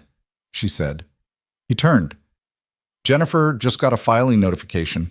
Damian's attorneys submitted an emergency injunction this afternoon, trying to freeze your access to the journals as potential firm property on the basis that they were written during the period of the cohabitation agreement and may contain privileged.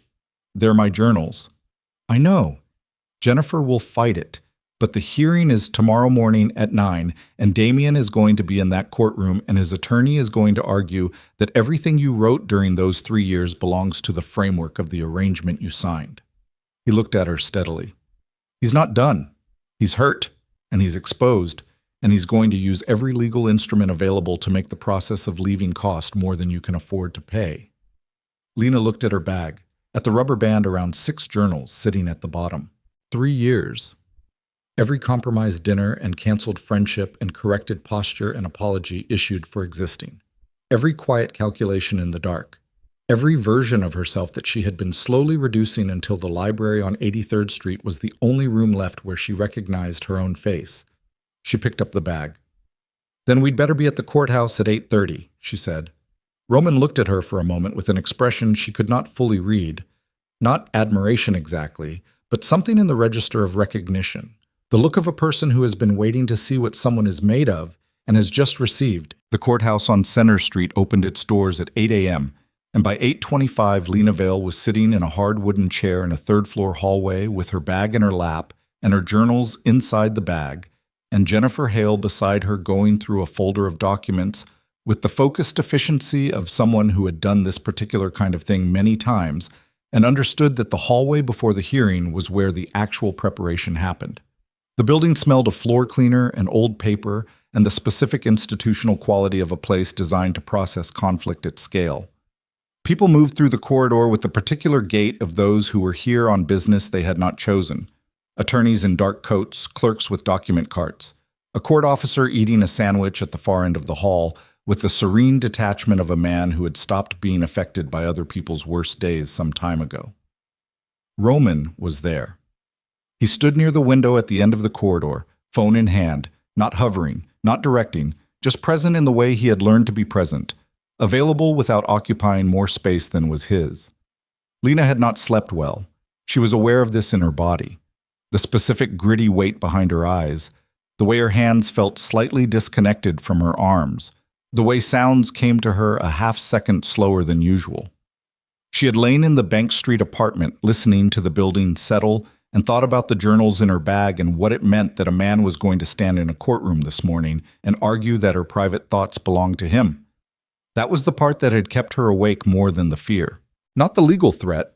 Jennifer had been clear that the injunction was aggressive and probably wouldn't hold. But the argument itself, the premise, that the words she had written in the dark on her side of his bed, in her own handwriting, about her own experience of being managed and reduced, constituted some form of shared property because she had been living inside a legal arrangement when she wrote them. She had lain there in the dark and thought, this is exactly what the last 3 years looked like. Dressed up in legal language, but the same claim, the same structure. What you are belongs to the framework I built around you. He's here, Jennifer said quietly. Lena looked up. Damian Cross had come through the stairwell door at the far end of the corridor with his attorney, a man named Graves, whom Jennifer had described as competent and aggressive and accustomed to winning through procedural exhaustion. Damian was in a charcoal suit, the kind of suit that said, "This is routine for me," and he walked with the contained purposefulness of a man who had decided the morning's work was manageable. He saw her. The walk did not change. The face did not change. But something in his eyes did. A brief, involuntary adjustment, the way a person's focus sharpens when they encounter something that requires more processing than they anticipated. She understood, in that look, that whatever he had expected her to look like this morning, diminished, frightened, the version of her that apologized in 4 letters and stared at bookstore windows, she did not look like that. She looked at him back with the steadiness of a person who has been awake all night, and is tired, and is here anyway. He looked away first. Jennifer leaned close. Don't speak to him. Don't acknowledge him beyond what the judge requires. If Graves tries to engage you in the hallway before we go in, walk away. I know, Lena said. I know you know. I'm saying it anyway. In court. The hearing was in a small courtroom, not a full trial room, a motion hearing room, wood-paneled, intimate in the way that made everything said inside it feel more exposed than it would in a larger space. The judge was a woman named Hartwell, 60-something, with reading glasses on a chain and the economy of expression that came from 20 years on the bench, processing other people's constructed urgencies. Graves presented the firm's argument first. It was, as Jennifer had predicted, dressed in procedural language but structurally simple. The cohabitation agreement contained a clause regarding shared documentation produced during the term of the arrangement. The journals had been produced during that term. They potentially contained references to conversations, events, and information relevant to ongoing firm matters. The emergency injunction was requested to prevent their use or disclosure pending a fuller hearing. Judge Hartwell listened with the attentiveness of someone who was not going to be hurried. When Graves finished, she looked at Jennifer. Jennifer stood. She was concise. The journals were personal diary entries, not documents produced in any professional or contractual capacity. The cohabitation agreement's documentation clause, correctly read, applied to financial and property records, not personal correspondence or private writing. The attempt to classify a private individual's personal journals as firm-relevant documentation was an extraordinary overreach that had no precedent in New York cohabitation law and represented, in practical terms, an attempt to use legal procedure as an instrument of continued control over a private citizen who had left a harmful relationship. She then placed before the court Jennifer's filing from 2 days prior, which detailed the identity misappropriation claim, Lena's contact information used without consent in the firm's billing scheme, and noted that the same firm now attempting to claim rights over Lena's personal property was the firm that had already misappropriated her personal information. Judge Hartwell looked at the filing for a long moment. She looked at Graves. "Counsel," she said, "I'm going to ask you a direct question, and I'd like a direct answer. Are any of the journals in question referenced by name, date, or content in any of the firm's existing documentation?" Graves paused. "Not directly, Your Honor, but are they referenced in the cohabitation agreement specifically?" "The clause is broadly—" "I read the clause," Judge Hartwell said. "It covers financial instruments and shared property records. Private journal entries are neither." She took her reading glasses off and set them on the bench. "I'm denying the injunction. The journals remain in the possession of Ms. Vale. If the firm has legitimate claims regarding specific documented conversations relevant to the billing inquiry, those claims belong before a different court in a different proceeding. This one is done." She picked up the next file before Graves had fully processed it. In the hallway afterward, Lena stood with Jennifer and felt the specific physical quality of sustained tension releasing. Not dramatically, not with the collapse that movies suggested, just the quiet deflation of a body that had been braced for impact and is slowly understanding the impact has already occurred and it survived. Roman was waiting near the window. He looked at Jennifer's face and understood. "Done?" he said. "Denied," Jennifer said. "He'll appeal the cohabitation agreement terms in civil court, but that's a 6-month process, and his leverage shrinks every day the Tribune story circulates." She looked at Lena. "You should go home." "I have work," Lena said. Jennifer looked at her for a moment with something close to amusement. "Go to work then." Lena went to work. She walked from Center Street because the morning had cleared and she needed the distance and the movement and the physical experience of the city under her feet. 40-something blocks. She walked them without taking his preferred route, without taking any route she'd been given. She turned where she wanted to turn and stopped when she wanted to stop and stood on a corner in Chelsea for 3 minutes watching a man fix a bicycle wheel on the sidewalk with the absorbed competence of someone doing the thing they know how to do, and felt, standing there, something she would have difficulty naming precisely, but which had the texture of her own life beginning to belong to itself again. She got to the library at 10:45. Bernard looked up from his desk, said nothing, just nodded with the particular respect of a man who understood that the morning had been difficult and that the fact of her being here was the whole sentence. She cataloged the Connecticut estate donation for 2 hours. She was methodical and focused, and the work had the quality it had always had.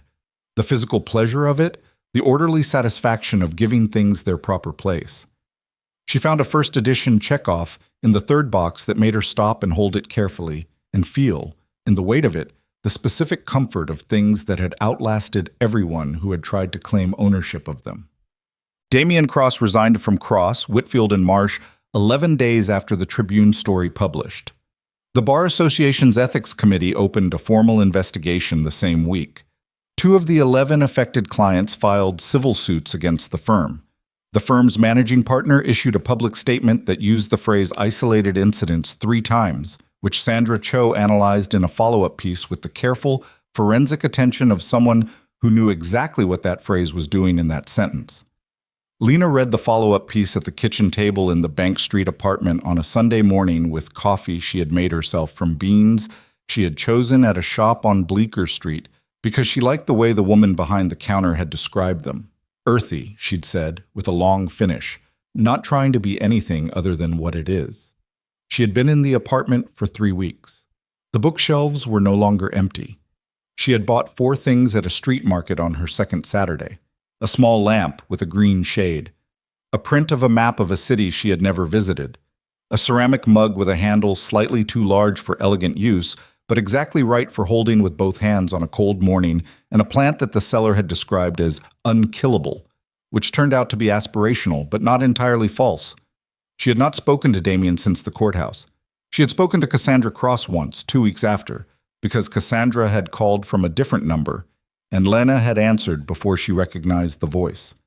The conversation had lasted 4 minutes. Cassandra had managed, within those 4 minutes, to offer a kind of apology that was structured entirely as an explanation of Cassandra's own actions rather than an acknowledgement of their effects. to suggest that Lena had made choices that had led inevitably to this outcome, and to imply that the door to reconciliation was open if Lena found herself reconsidering. Lena had said, "I won't be reconsidering," and ended the call, and then sat with the phone in her hand for a moment and noticed that she did not feel guilty. She had expected guilt. She had been producing guilt as a reflex response to the displeasure of the Cross family for so long that she had anticipated it would continue on its own momentum even after the cause was removed. The absence of it was strange and clean, like a sound stopping that you hadn't consciously been aware of hearing. The civil settlement came through Jennifer 6 weeks after the Tribune story. The firm's insurers, as Jennifer had predicted, did not want the identity misappropriation claim in open court. The settlement amount was not large enough to change Lena's life in the material sense, but was exactly large enough to buy her a year. A year of the Bank Street apartment, and the library job, and the slow, imperfect, non-curated business of figuring out who she was in a space that was actually hers. She signed the settlement documents on a Thursday afternoon in Jennifer's office with the reading glasses Jennifer pushed across the desk and the pen that was just a pen, not a statement about anything. "Done," Jennifer said when the pages were returned. "Done," Lena said. She walked out into the November afternoon and stood on Lexington and called Roman. "It's settled," she said. "I know," Jennifer texted. "Of course she did." She watched the traffic. "When do you leave?" A pause. Saturday. Saturday was 4 days away. She had known the date for 2 weeks and had been carrying it with the careful neutrality of a person who has decided not to make a thing larger than it needs to be. "The foundation," she said. "The position." "Still open," he said. "No expiration on that." "I know." She paused. "I need to tell you something." "Tell me." "I'm not coming to Seattle because you prepared a place for me. I spent 3 years living inside something someone else prepared, and I'm not doing that again, regardless of the intent behind it." She said it clearly, without anger, without apology.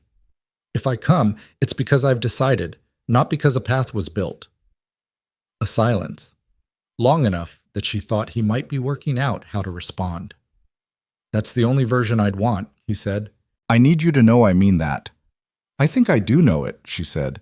"That's part of what makes it complicated." "Take the time you need." "I will." She paused.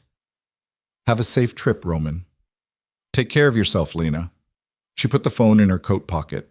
Her coat, 7 years old, the one she'd retrieved from behind his coats on the morning everything moved. She walked to the subway. She took it uptown.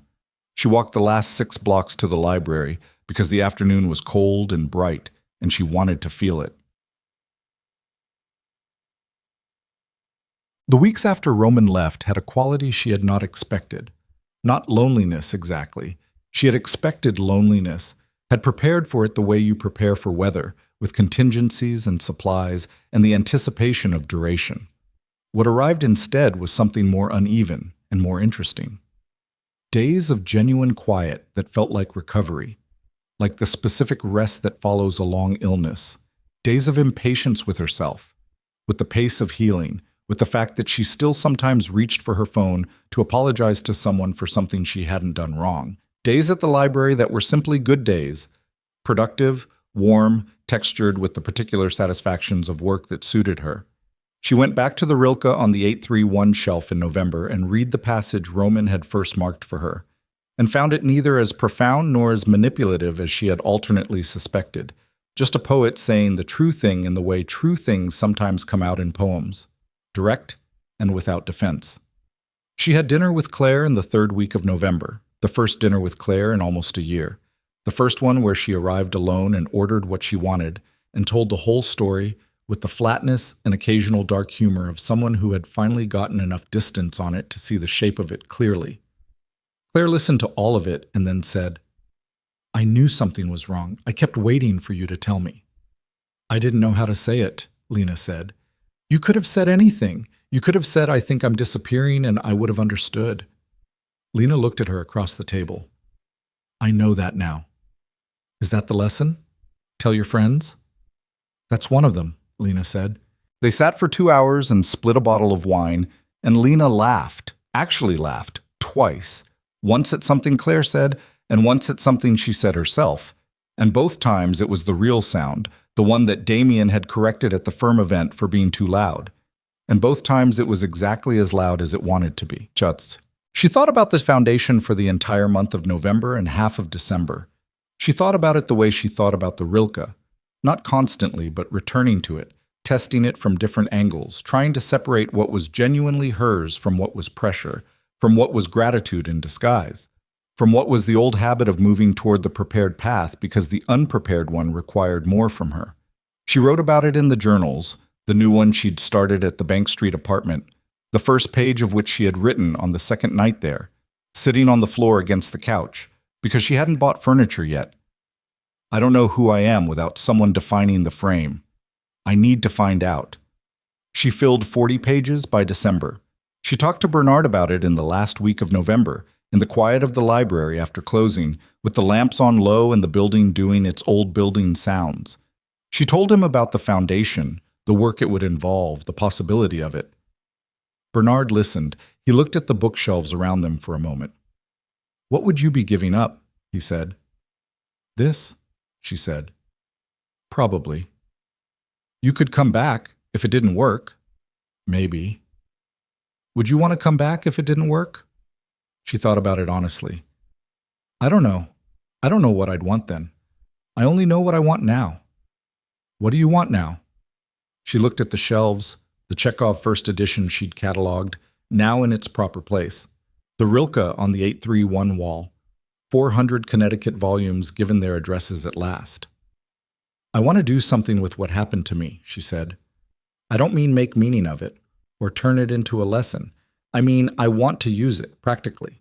I know things now that I didn't know before, and I know them in a way that can't be learned any other way. And there are women sitting at tables right now being corrected on the angle of their spine, and I know exactly what that feels like from the inside." Bernard nodded slowly. "Then you know what you want." "I think I do." "Does it scare you?" "Yes." "Good," Bernard said.